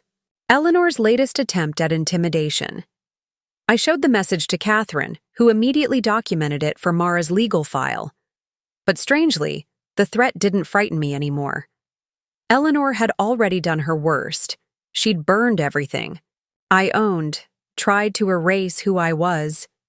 Yet here I was, teaching again, painting again, helping others find their way to freedom. "You know what I've realized?" I said to Catherine as we added the message to our growing evidence file. "Eleanor's greatest fear isn't that I'll fail, it's that I'll succeed, that I'll prove a woman can thrive outside the Sullivan mold." Catherine smiled. "Then let's make her very, very afraid." The confrontation I'd been both expecting and dreading came on a Thursday afternoon at Diana's gallery. I was setting up for my 3rd art class, arranging easels and laying out supplies, when Eleanor Sullivan swept in like a perfectly coiffed hurricane. She wasn't alone. She'd brought reinforcements in the form of James and 2 other Sullivan matriarchs. "So this is what you've descended to?" Eleanor's voice cut through the peaceful gallery space. "Teaching finger painting to bored housewives. How predictably common." I straightened up from where I'd been arranging paintbrushes, feeling oddly calm. 3 weeks ago, her presence would have sent me into a panic. Now, I simply felt sorry for her. "Hello, Eleanor," I said, continuing my preparations. "The gallery's closed for private classes right now. You'll have to come back during public hours." She ignored me, moving through the space like she was conducting a home inspection. Her fingers trailed along the edges of easels, checking for dust. James hovered uncertainly behind her, looking everywhere but at me. "I've been hearing disturbing rumors," Eleanor continued, "about you spreading lies, trying to turn other women against their family's traditions, even encouraging Claire to abandon her responsibilities." Ah, there it was. Claire had finally told her mother about our conversations, about her dreams of returning to music. I kept my voice steady. "Interesting that you see women making their own choices as abandonment of responsibility." "Choices?" Eleanor's laugh was sharp as broken crystal. You're poisoning vulnerable women with your California ideas about independence. A Sullivan woman. I'm not a Sullivan woman anymore, I interrupted, surprised by the strength in my voice. And neither is Claire, really. You made sure of that when you broke her down piece by piece until there was nothing left but an echo in a garage apartment. Eleanor's face flushed. How dare you? Everything I've done has been to maintain standards, to preserve our way of life. James, tell her. But James remained silent, still studying the gallery's hardwood floors as if they held the secrets of the universe. I noticed he'd lost weight, and his normally immaculate appearance was slightly disheveled. Living under Eleanor's full attention without me as a buffer must be taking its toll. Your way of life, I said quietly, is built on breaking women, on turning them into perfectly polished mirrors that reflect only what you want to see. But I'm not a mirror anymore, Eleanor, and soon other women won't be either. She moved closer, her Chanel perfume mixing with the paint smell in the air. Is that a threat? No, it's a promise, an invitation even. The world is changing, Eleanor. Women are realizing they don't have to disappear to be worthy of respect. Respect? She spat the word. You want to talk about respect? You abandoned your home, your husband, your position in society. And now you're trying to corrupt others with your rebellion. I was about to respond when movement at the gallery door caught my attention. My students were arriving, including Sarah, still wearing her pearls but now paired with bright red lipstick, and Patricia, whose perfectly pressed dress had been replaced by comfortable painting clothes. They froze at the sight of Eleanor, some instinctively shrinking back. But then something remarkable happened. Rebecca, who I'd learned was from one of Charleston's oldest families, stepped forward. "Mrs. Sullivan," she said, her voice quavering, but determined. "I believe the class is about to begin. Unless you're here to paint?" Eleanor turned, ready to deliver one of her cutting remarks, but stopped short. She recognized these women, pillars of Charleston society, wives and daughters of her peers. Women who were supposed to be safely controlled by tradition and expectation. Rebecca Holbrook! Eleanor's voice dripped false sweetness. "Does your mother-in-law know you're here? I'm sure she'd be. Interested in how you're spending your Thursday afternoons." "I'm sure she would be," Rebecca replied, lifting her chin. "Just like I'm sure she'd be interested in who really caused her prized roses to fail at last year's garden show." Eleanor's face went pale. Behind her, one of her accompanying matriarchs shifted uncomfortably. I watched the power dynamic shift in real time as Eleanor realized these women had secrets of their own. Secrets they were no longer afraid to use. More women were arriving now, including some I didn't recognize. Word of our art therapy sessions had spread through Charleston's hidden networks of housekeepers, garden clubs, and church groups. Each woman who entered stood a little straighter, drawing strength from the others. "You see, Eleanor," I said softly, "you can burn my possessions, destroy my marriage, even try to erase who I am. But you can't stop other women from seeing what you did, from recognizing the pattern, from choosing something different for themselves." "This is absurd," Eleanor snapped, but her voice had lost its edge of certainty. "James, we're leaving. This display is beneath us." But James wasn't looking at the floor anymore. He was looking at my latest painting, prominently displayed on an easel, a phoenix rising from the ashes of a burning pile of clothes and memories, its wings made of broken chains and shattered teacups. "Did you paint this?" he asked, his voice barely above a whisper. "Yes," I said simply. "It's part of Diana's upcoming exhibition. Phoenix Rising, Women's Stories of Resurrection. You should come to the opening. See what happens when women stop trying to fit into spaces that were designed to contain them." Eleanor grabbed James's arm, but he shook her off, gently but deliberately. It was the first time I'd ever seen him resist her physical control. "We're done here," Eleanor announced, but her usual authority rang hollow in the gallery filled with women who were learning to see through her facade. As she swept toward the door, her cultural warriors in tow, she turned for one last shot. "You'll regret this, Rachel. All of you will. This isn't how things are done in Charleston." "No," I agreed, picking up a paintbrush. "This is how things are changing in Charleston. Ladies," I turned to my students, my voice steady and clear. "Shall we begin?" The art class that followed Eleanor's dramatic exit was unlike any we'd had before. The energy in the room crackled with a mixture of fear, defiance, and something else, hope. As we painted, women began sharing their stories, each one a different version of the same theme: the slow erosion of self under the weight of societal expectations. "I used to play jazz piano," Patricia confessed as she worked on a canvas swirling with musical notes and broken chains. "But my husband's family said it wasn't appropriate for charity ball performances. Now I only play classical pieces at their approved events." "My mother-in-law reorganizes my kitchen every time she visits," Sarah added, her brush strokes becoming bolder as she spoke. "Says I'll never be a proper hostess if I can't even arrange my spices correctly." Dr. Chen, who had witnessed Eleanor's visit and stayed to observe the class, noticed how each shared story seemed to release something in the others. "This is how healing often works," she explained later during our evening debrief. "One person's courage in speaking their truth gives others permission to acknowledge their own." Back at Catherine's guest house that evening, I found myself unable to sleep, my mind replaying the confrontation with Eleanor. I set up my easel in the moonlit garden and began to paint.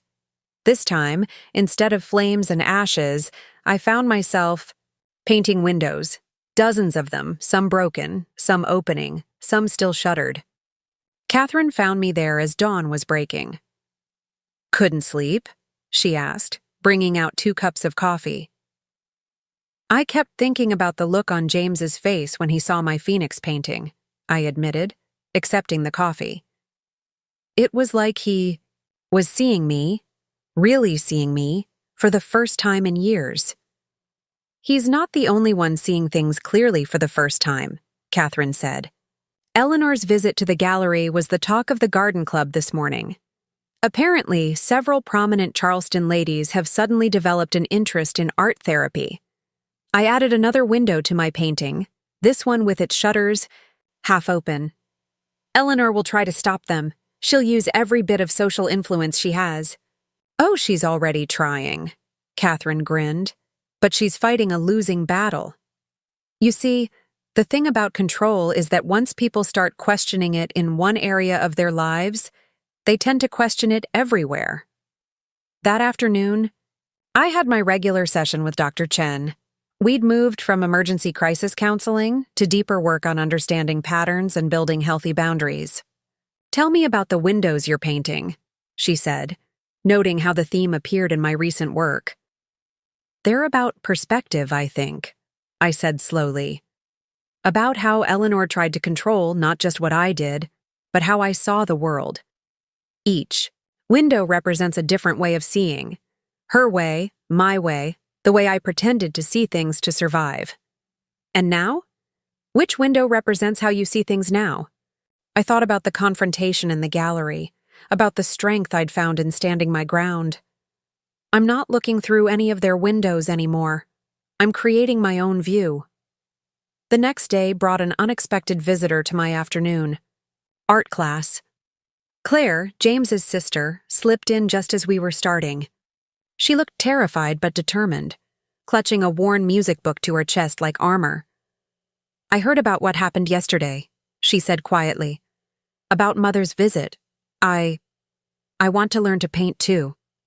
The other women in the class immediately made space for her, someone offering an extra easel, another sharing their paints. They recognized another survivor joining their ranks. As Claire struggled with her first attempts at painting, her hands shaking slightly, she began to talk. "I have a concert pianist friend in New York," she said.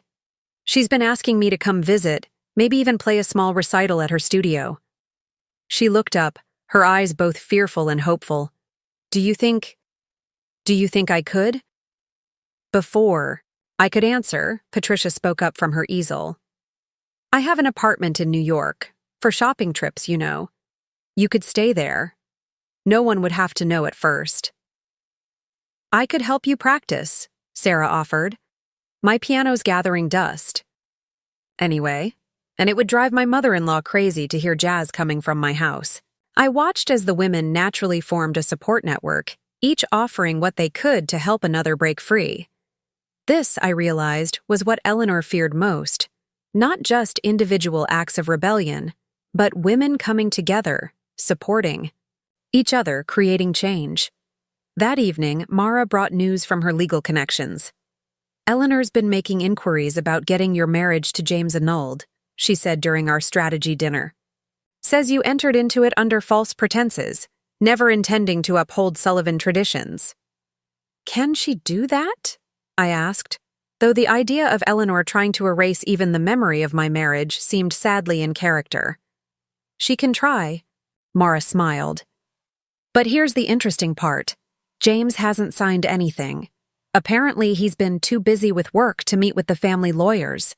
I thought about James's face in the gallery, about how he'd pulled away from Eleanor's grasp. Small acts of resistance, like red lipstick at church or jazz music through open windows. Seeds of change taking root in unexpected places. Later, working on my window painting, I added one final detail. A bird perched on a windowsill, its wings spread wide, neither inside nor outside, but in the act of choosing its direction. Dr. Chen would probably have something to say about the symbolism, but to me it simply felt true. I was no longer trying to fit through Eleanor's approved windows or view life through her carefully curated frames. I was building my own openings to the world and helping others find theirs. The view wasn't always perfect or peaceful, but it was authentically mine. The news spread through Charleston's social circles like wildfire. Claire Sullivan had booked a plane ticket to New York. It wasn't just any ticket. It was a one-way flight to freedom, scheduled for the week after Diana's Phoenix Rising exhibition opening. The timing wasn't coincidental. Are you sure about this? I asked Claire during one of our private art therapy sessions. She'd been coming to the gallery daily now, splitting her time between painting and practicing piano on the small upright Diana had brought in specifically for her. Claire's hands, usually trembling, were steady as she worked on her canvas. She'd been painting a series of birds in cages, each one progressively more detailed, more aware of its surroundings. Today's bird was looking directly at the cage door. I haven't been sure about anything in years, she said quietly.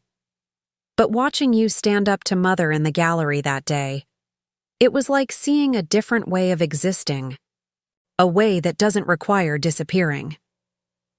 Word of Claire's planned escape had reached Eleanor, of course. The Sullivan matriarch's response was swift and multi-pronged. First came the threats, cutting off Claire's access to her trust fund, removing her from the family registry, even suggesting she might need psychiatric intervention for her unstable behavior. When those didn't work, Eleanor switched tactics. She began showing up at Claire's garage apartment with old family photos, guilt-tripping her with memories of happier times when everyone knew their place. She even tried to have Claire's piano removed for necessary repairs. But Eleanor hadn't counted on the network of support that had grown around her daughter. Patricia's offer of her New York apartment had evolved into a complete escape plan. Sarah had connected Claire with her cousin who taught at Juilliard. Even Martha, still officially loyal to the Sullivan household, had begun secretly packing Claire's most precious possessions, moving them item by item to Catherine's guest house for safekeeping. The thing about controlling people, Dr. Chen observed during one of our sessions, is that they never expect their tactics to be used against them. Eleanor's so focused on watching the obvious exits that she's missing all the side doors we're opening. The exhibition preparations became our cover for increasingly frequent strategy meetings. While Eleanor's spies watched the gallery's front door, Reporting back on who attended my art classes, we were building something bigger in the back room. A formal organization dedicated to helping women break free from controlling families. Diana had secured nonprofit status for what we were calling the Phoenix Network.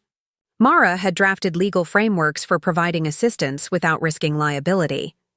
Dr. Chen had developed a comprehensive therapy program that could be disguised as art classes or book clubs. "It's not just about getting out," Mara explained during one planning session. "It's about having a sustainable path forward, financial independence, emotional support, practical skills, everything Eleanor and others like her try to prevent women from developing."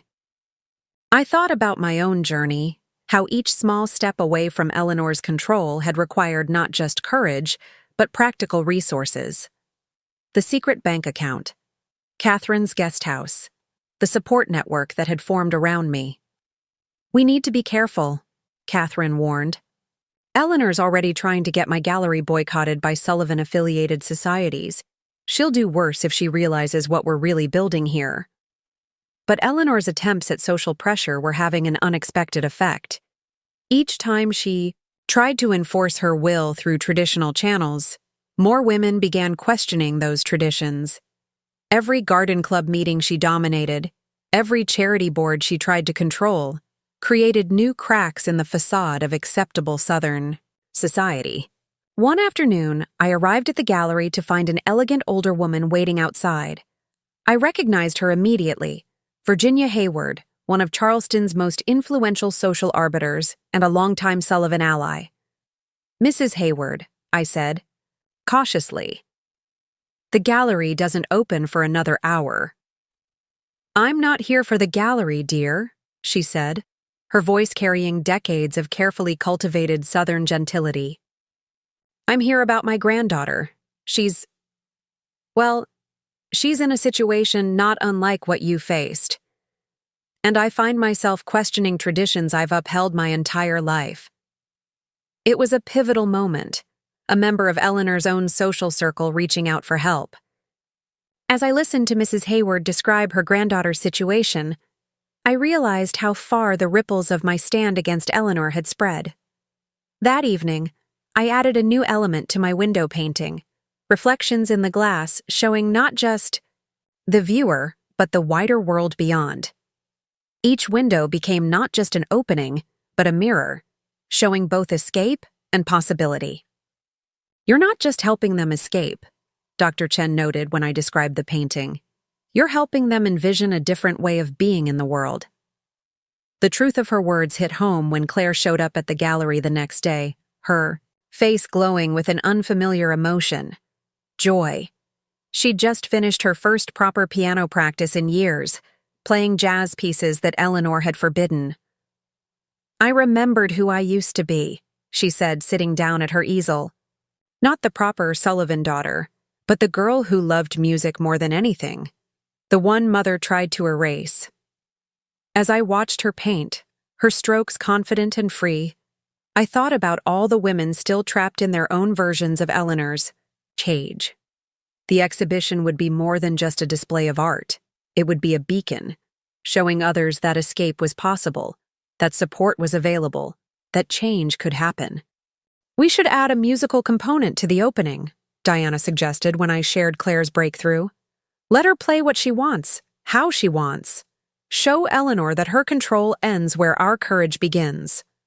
The idea took root, growing into something larger. The exhibition would now include not just paintings but performances, poetry readings, dance, any form of expression that had been denied or controlled. A celebration of everything Eleanor had tried to suppress, displayed, right in the heart of her carefully controlled Charleston society. As we planned, I could almost hear Eleanor's reaction, her voice sharp with disapproval. "This isn't how things are done." But that was exactly the point. We weren't just breaking free from control.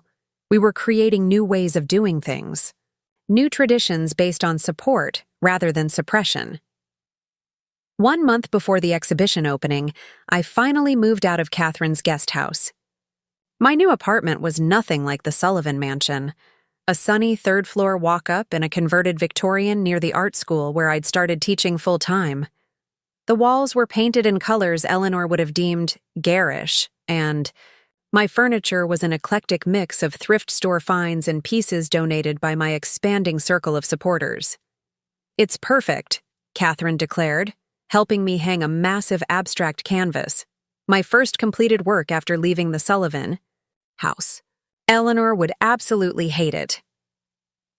"That's not why I chose it," I said, though we both knew that wasn't entirely true. Every bright color, every unconventional choice felt like a small victory over the woman who'd tried to burn away my identity. The apartment became more than just my home. It evolved into an unofficial headquarters for what we now called the Phoenix Network. Women would drop by under the pretense of art lessons or coffee dates, each one carrying her own story of control and resistance. Mrs. Hayward's granddaughter, Emily, became a regular visitor. She'd escaped her controlling fiancé's family with her grandmother's help and was now helping us create a guide for other women planning their exits.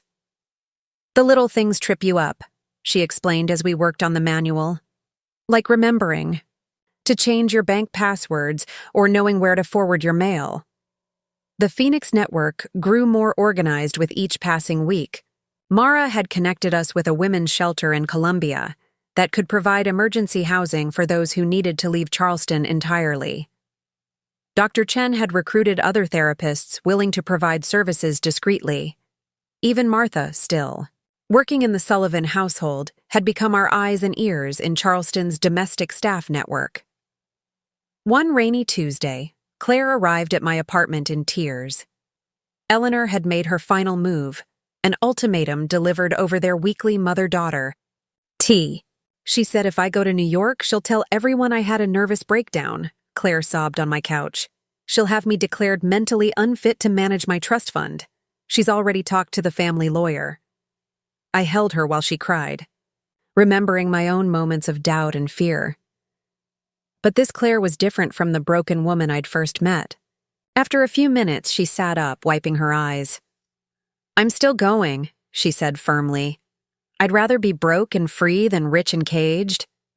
She wouldn't be broke, though. Our network had made sure of that. Patricia had already lined up piano students for her in New York.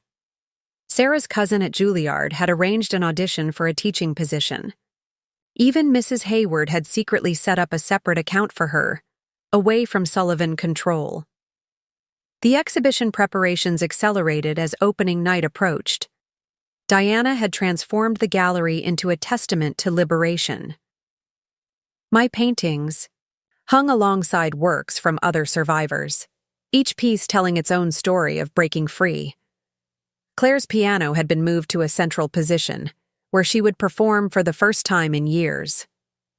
"Eleanor will try to stop this," Catherine warned during our final planning meeting. "She won't let Claire perform publicly without a fight." "Let her try," Diana said, her voice hard. "Every move she makes just proves why this exhibition is necessary." Eleanor's attempts at sabotage began subtly. Anonymous calls to the gallery's insurance company raising concerns about liability issues, pressure on local arts patrons to withdraw their support, whispered suggestions that attending the opening might affect social standing in Charleston society. But something had shifted in Charleston's social landscape. For every patron Eleanor frightened away, two more stepped forward. Women who'd been silenced by tradition were finding their voices. Even some of the old guard, like Mrs. Hayward, were quietly choosing sides. James appeared at my apartment one evening, looking uncomfortable in the bohemian setting. He'd lost more weight, and his perfect Sullivan polish had definitely faded. "Mom's planning something for the opening night," he warned. "I don't know what, but she's been making calls, having secret meetings. She's desperate to stop this." I studied my soon-to-be ex-husband, seeing him clearly. "Why are you telling me this, James?" He looked around my apartment, taking in the bright colors, the artwork, the evidence of a life lived authentically. "Because I've been watching Claire come alive again, Because maybe Mom's way isn't the only way. Because... He hesitated. Because you were right about being erased. After he left, I added a new element to my window painting, a reflection showing not just the viewer and the world beyond, but the shadows of others gathering, preparing to step through their own openings to freedom. The night before the exhibition opening, I hosted a final gathering in my apartment. Claire played jazz on my small upright piano, her music floating out the open windows into the Charleston night. Patricia had abandoned her pearls for a bright silk scarf. Sarah wore red lipstick like war paint. Emily brought homemade spring rolls, a recipe her controlling ex-future mother-in-law had deemed too ethnic for family dinners. We were an unlikely group, society women and artists, rebels and reformers, all united by our refusal to be controlled. As I looked around at these women who had become my family, I realized we weren't just breaking free from Eleanor's cage. We were building something new and powerful in its place. Whatever Eleanor tries tomorrow, I told them, we're ready. We're not hiding anymore. Claire's fingers danced over the piano keys, playing a jazz interpretation of an old hymn that would have scandalized the Sullivan family. The music seemed to carry our collective defiance out into the night, a declaration of independence set to a rhythm Eleanor couldn't control. Tomorrow would bring its own battles, but tonight, in my bright apartment filled with survivors and allies, I was exactly where I needed to be, free, strong, and surrounded by women who refused to disappear. The evening of the exhibition opening arrived with the kind of perfect Charleston weather Eleanor would have called providential, warm with a gentle breeze carrying the scent of jasmine. Diana's gallery glowed from within, each window a beacon in the gathering dusk. Inside, everything was ready. The paintings hung, the piano tuned, the stories waiting to be told. My centerpiece series, Windows of Liberation, commanded the main wall. The progression was clear, from the first painting of shuttered windows to the final piece showing a gathering of women stepping through their own openings to freedom. Beside it hung Claire's collection, Caged Melodies, her journey, from silence to song captured in vivid colors and bold strokes. They're already gathering outside, Catherine reported, peeking through the gallery's front curtains. And not just our invited guests. There's quite a crowd forming. I joined her at the window. The street was filling with people, not just the expected art crowd, but women from all over Charleston. I recognized faces from my classes, from support group meetings, from quiet conversations in coffee shops and gardens. They came in pairs and small groups, some still wearing their junior league meetings clothes, others dressed in deliberately un-Sullivan-approved attire. Eleanor's people are here too, Catherine noted, pointing to several well-dressed women clutching their pearls and programs with identical expressions of disapproval. She's deployed her full social artillery. But Eleanor herself was nowhere to be seen. Yet. We all knew she would make her entrance at the precise moment for maximum impact. It was the Sullivan way. Claire emerged from the back room where she'd been practicing, wearing a deep red concert dress that would have given her mother heart palpitations.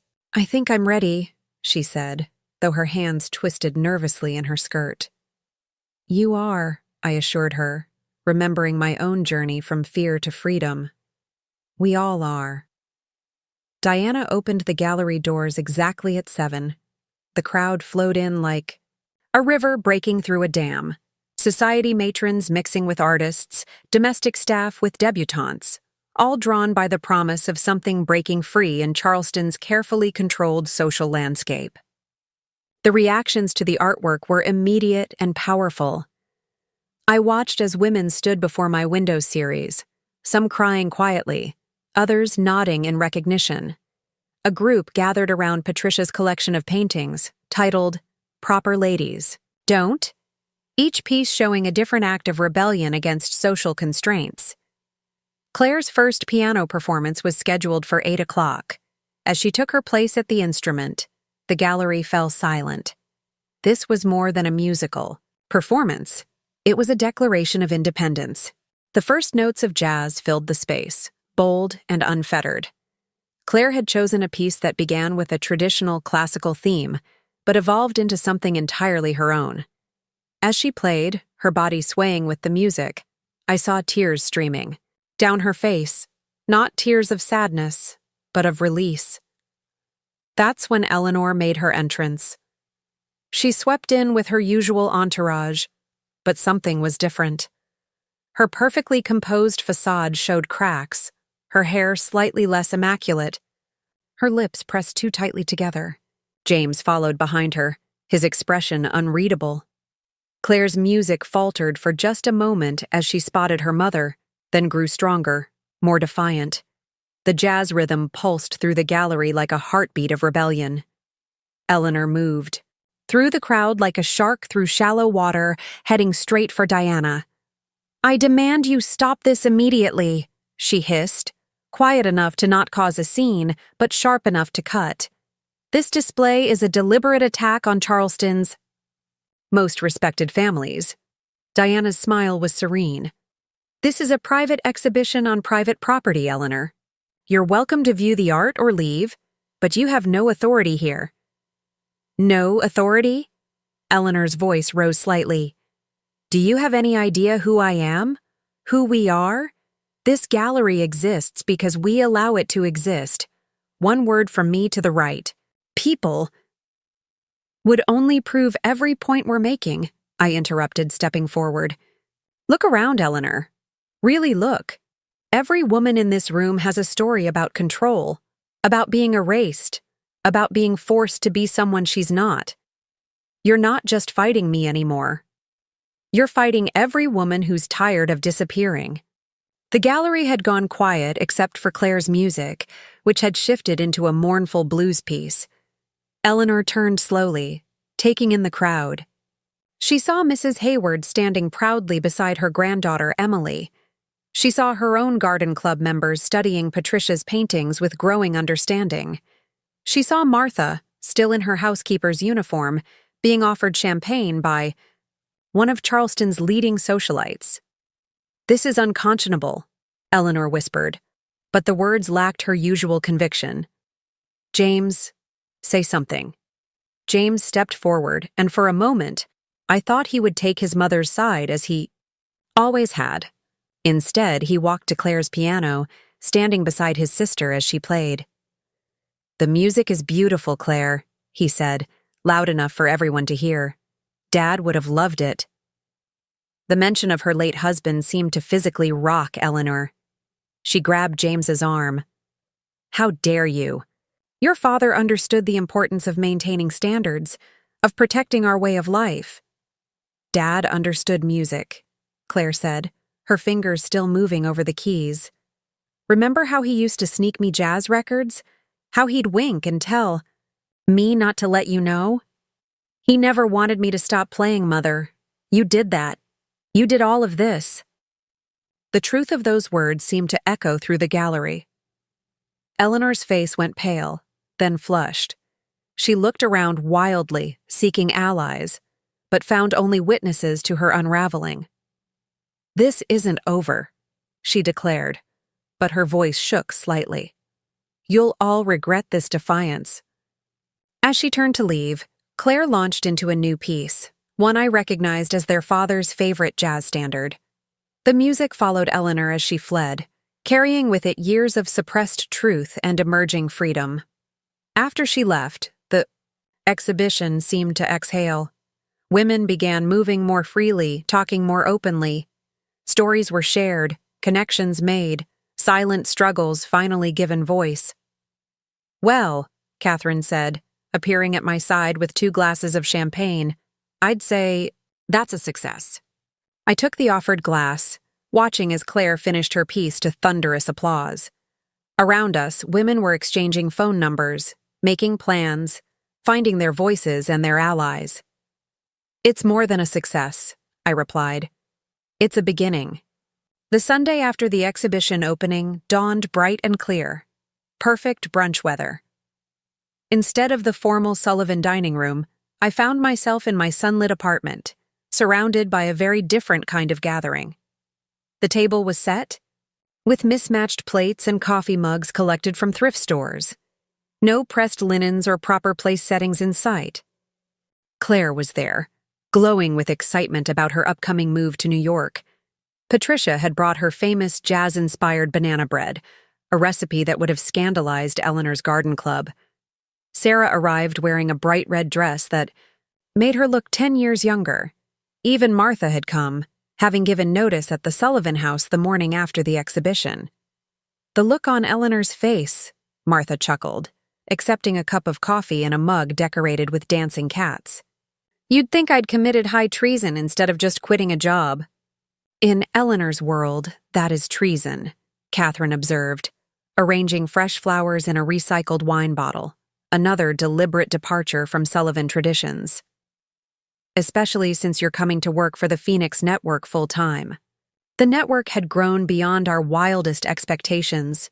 The exhibition had broken something open in Charleston society, creating space for honest conversations about control and freedom. Women who'd attended out of social obligation found themselves recognizing their own stories in the artwork. Those who'd come in secret found courage in numbers. Diana arrived late, carrying news. The gallery's been flooded with calls, she announced, helping herself to Patricia's banana bread. Not just from Charleston, women from all over the RAW, South wanting to know how they can start their own Phoenix networks. Even got a call from a women's studies professor at Vanderbilt wanting to document what we're doing. As if to underscore Diana's words, my phone buzzed with a text from Emily, Mrs. Hayward's granddaughter. She'd started a support group at her church, disguised as a book club. 6 women showed up, she wrote. 2 are making plans to leave controlling situations. Thank you for showing us it's possible. The doorbell rang, and I opened it to find James standing there looking uncertain. He'd lost the stiff Sullivan posture, his bow tie replaced by an open collar. I hope I'm not interrupting, he said, then stopped short at the sight of Claire at the table. Come in, I said, surprising myself. We're having brunch. He entered cautiously, taking in the scene, the casual atmosphere, the laughter, the complete absence of Sullivan propriety. Claire got up and hugged him, something I hadn't seen them do in years. Mother's not taking things well, he reported, accepting a mismatched plate and some banana bread. She's called an emergency meeting of the Sullivan Family Trust Board, talking about changing the terms of inheritance to prevent any more rebellions. Let her, Claire said firmly. My plane ticket's bought. My New York students are lined up. I'm done letting fear of losing money control my life. James nodded slowly. I've been thinking about that too, about control, about what Dad would really have wanted for us. He pulled out an envelope. That's why I brought these. Inside were documents from the family lawyer. James was contesting Eleanor's attempt to freeze Claire's trust fund. Dad's will was clear, he explained. The money was meant to support us, not control us. Mother's interpretations won't hold up in court. As I watched James and Claire talk, really talk, for the first time in years, I thought about how far we'd all come from that Sunday when Eleanor had burned my possessions. The flames that were meant to destroy me had instead sparked a movement. Sarah's phone chimed with a message from her mother-in-law. She's deeply disappointed in my choice of dress for church this morning, she read, laughing. Says red isn't appropriate for a pastor's wife. I told her Jesus doesn't have a dress code. Speaking of inappropriate, Patricia added, I've been invited to play at the Christmas charity ball. I'm thinking of mixing some jazz into the classical program. Small acts of musical rebellion. Martha, who'd seen generations of Sullivan control firsthand, shook her head in wonder. Never thought I'd see the day. Charleston society ladies trading their pearls for rebellion. Eleanor must be having fits. Eleanor, Catherine observed, is facing her worst nightmare. Women who aren't afraid of her anymore. Women who are telling their stories and helping others tell theirs. As if summoned by her name, another text arrived, this one from Mrs. Hayward. Eleanor had apparently tried to have her removed from the garden club board for supporting disruptive elements in society. The attempt had backfired spectacularly when other board members sided with Mrs. Hayward. "Times are changing," Mrs. Hayward wrote. "Even in Charleston, women are tired of disappearing." I looked around my sunny apartment at this gathering of survivors and supporters. Every woman here had her own story of breaking free, her own journey from controlled to controller of her own destiny. Together, we were creating something Eleanor had never anticipated, a new kind of tradition, built on support instead of suppression. To new traditions, I raised my coffee mug, decorated with a phoenix rising, and to all the women still finding their way to freedom. The others raised their mismatched mugs in response, the gesture both a celebration and a promise. This was how change happened, not in grand gestures or dramatic confrontations, but in quiet Sunday gatherings where women could finally be themselves. On the morning Claire was set to leave for New York, I found myself back in front of the Sullivan house. I hadn't planned to come here. I was supposed to be helping with her last-minute packing. But something drew me to this place where my own journey of liberation had begun. The house looked exactly the same, its perfect paint and manicured lawns maintaining the illusion of Sullivan control. But now I could see the cracks in the facade, subtle signs that Eleanor's grip was loosening. The gardens showed signs of neglect since Martha's departure. The brass doorknobs had lost their usual mirror shine. As I stood there, a car pulled up beside me. It was James, looking tired but somehow more real than he had in all our years of marriage. "I thought I might find you here," he said, joining me in contemplation of his family home. Felt drawn to it myself, today of all days. We stood in silence for a moment, each lost in our own memories of the life we'd tried to live behind those pristine walls. "You know what I realized?" James finally said. "I can't remember the last time anyone was actually happy in that house. We were all too busy trying to be perfect." His words struck a chord. The Sullivan mansion had never been a home. It had been a stage set for Eleanor's carefully scripted production of proper Southern life. Every Sunday brunch, every social gathering, every family moment had been choreographed to maintain the illusion of Sullivan superiority. "Mother's talking about selling it," James continued. "Says it's too big for her now, but I think she knows she's losing her audience. Half the society women she used to control are coming to your art classes or joining the Phoenix Network." I thought about the changes we'd seen in just a few months. Mrs. Hayward had transformed her traditional garden club into a subtle support group for women seeking independence. Patricia was teaching jazz piano to debutantes. Sarah had started a progressive wives book club that discussed female empowerment instead of flower arranging. "Do you remember," I asked, "that first Sunday when I tried to serve my mother's almond cookies alongside the traditional Sullivan desserts?" James nodded, a faint smile crossing his face.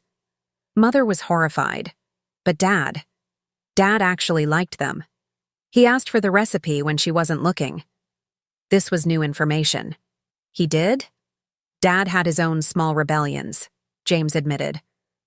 He used to sneak Claire jazz records, took me to baseball games instead of the golf club. But after he died, Mother's control became absolute. It was easier to give in than to fight. A curtain moved in an upstairs window, Eleanor watching us from her self-imposed isolation. Since the exhibition opening, she'd retreated from most social events, claiming illness, but really avoiding the changing dynamics she could no longer control.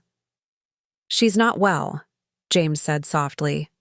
"Not physically. The doctors say she's fine. But losing control, watching her perfect world crumble, it's breaking her." I felt an unexpected pang of sympathy. Eleanor, for all her cruelty, was also a prisoner of the system she'd championed. She'd spent her life enforcing traditions that had probably crushed her own spirit long ago. Maybe, I suggested. She needs what we all needed. Permission. To be something other than perfect. James looked thoughtful. I've been thinking about selling my share of the family law firm. Opening a small practice, like I wanted to before Mother convinced me it wasn't suitable for a Sullivan. A memory surfaced, James in college, talking excitedly about helping regular people with real problems, not just managing trust funds and social appearances. That James had disappeared so gradually under Eleanor's influence that I'd almost forgotten he existed.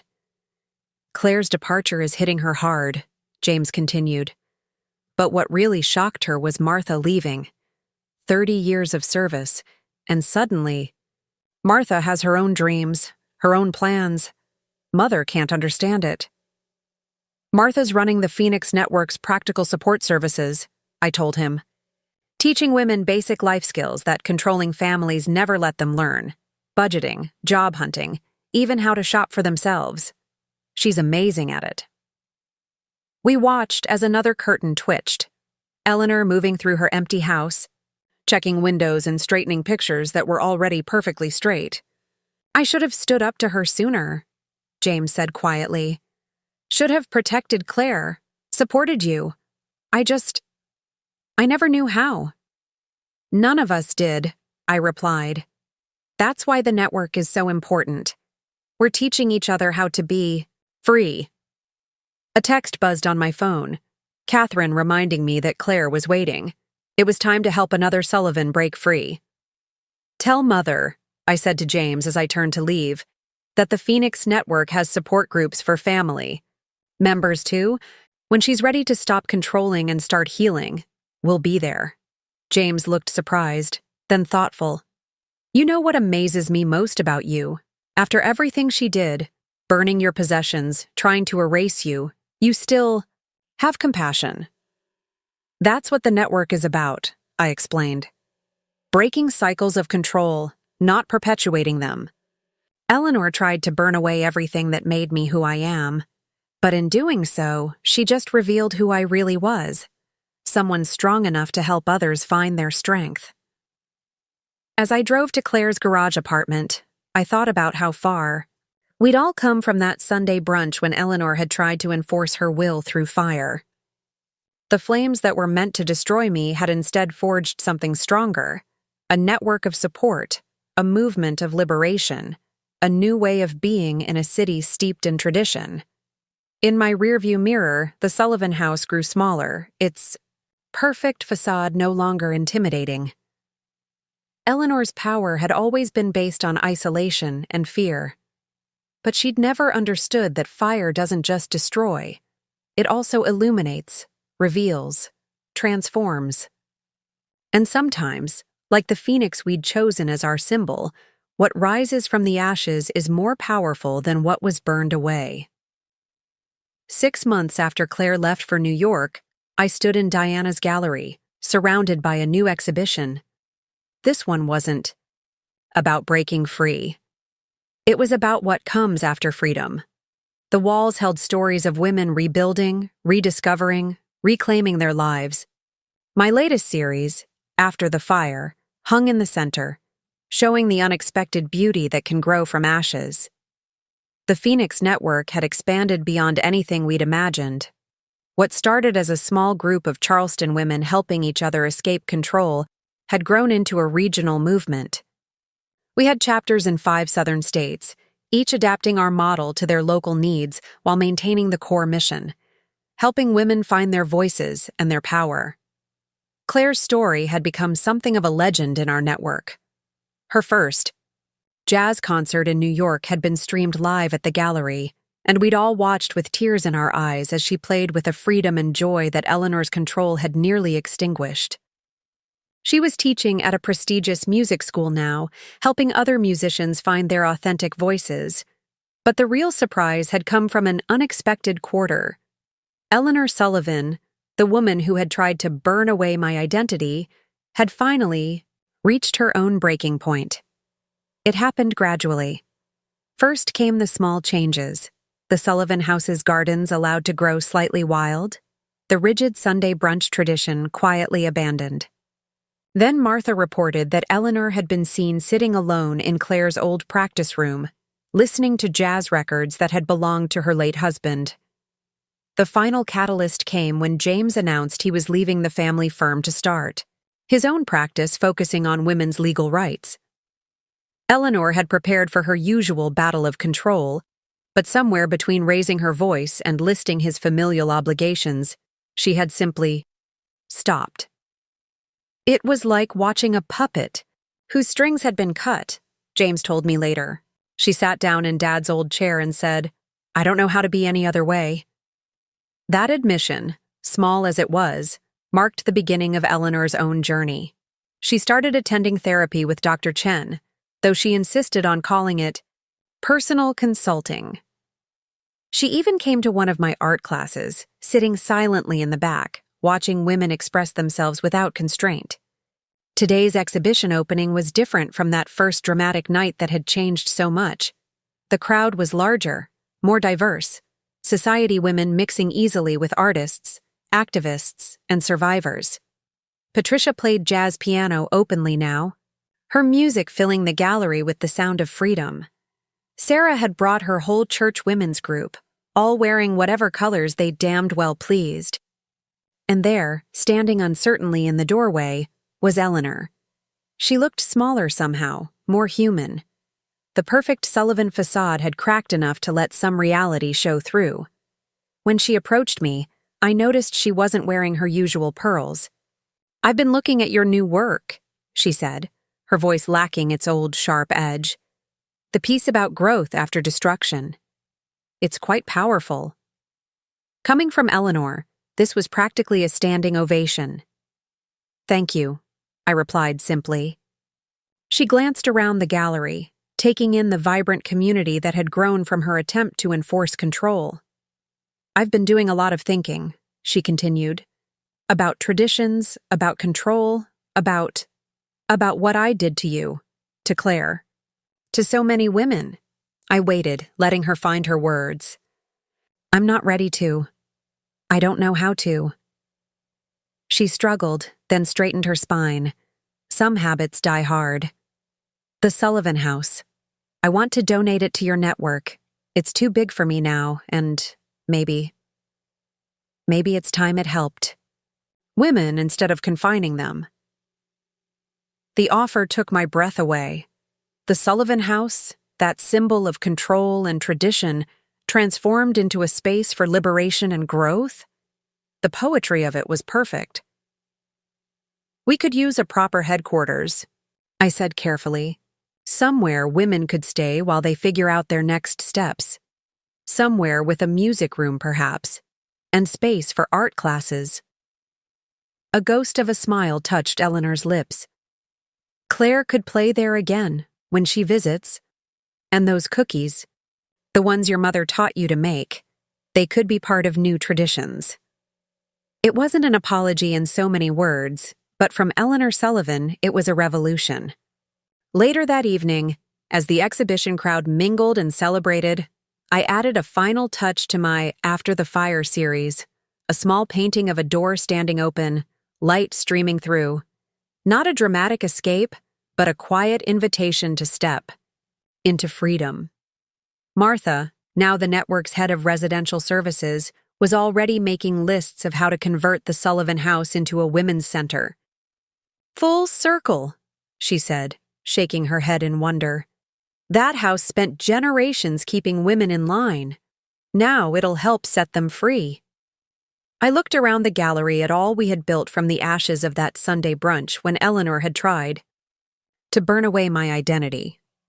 Patricia was teaching another society matron to play jazz. Sarah was organizing a workshop on breaking free from religious control. Mrs. Hayward was quietly passing out Phoenix Network cards to women who showed signs of needing help. This was the real triumph, not just breaking free ourselves, but creating spaces where others could find their own paths to freedom. Every woman who stepped out of the shadows of control became a light guiding others forward. Eleanor had thought she could burn away everything that made me who I was. Instead, she had burned away everything that kept me from becoming who I was meant to be.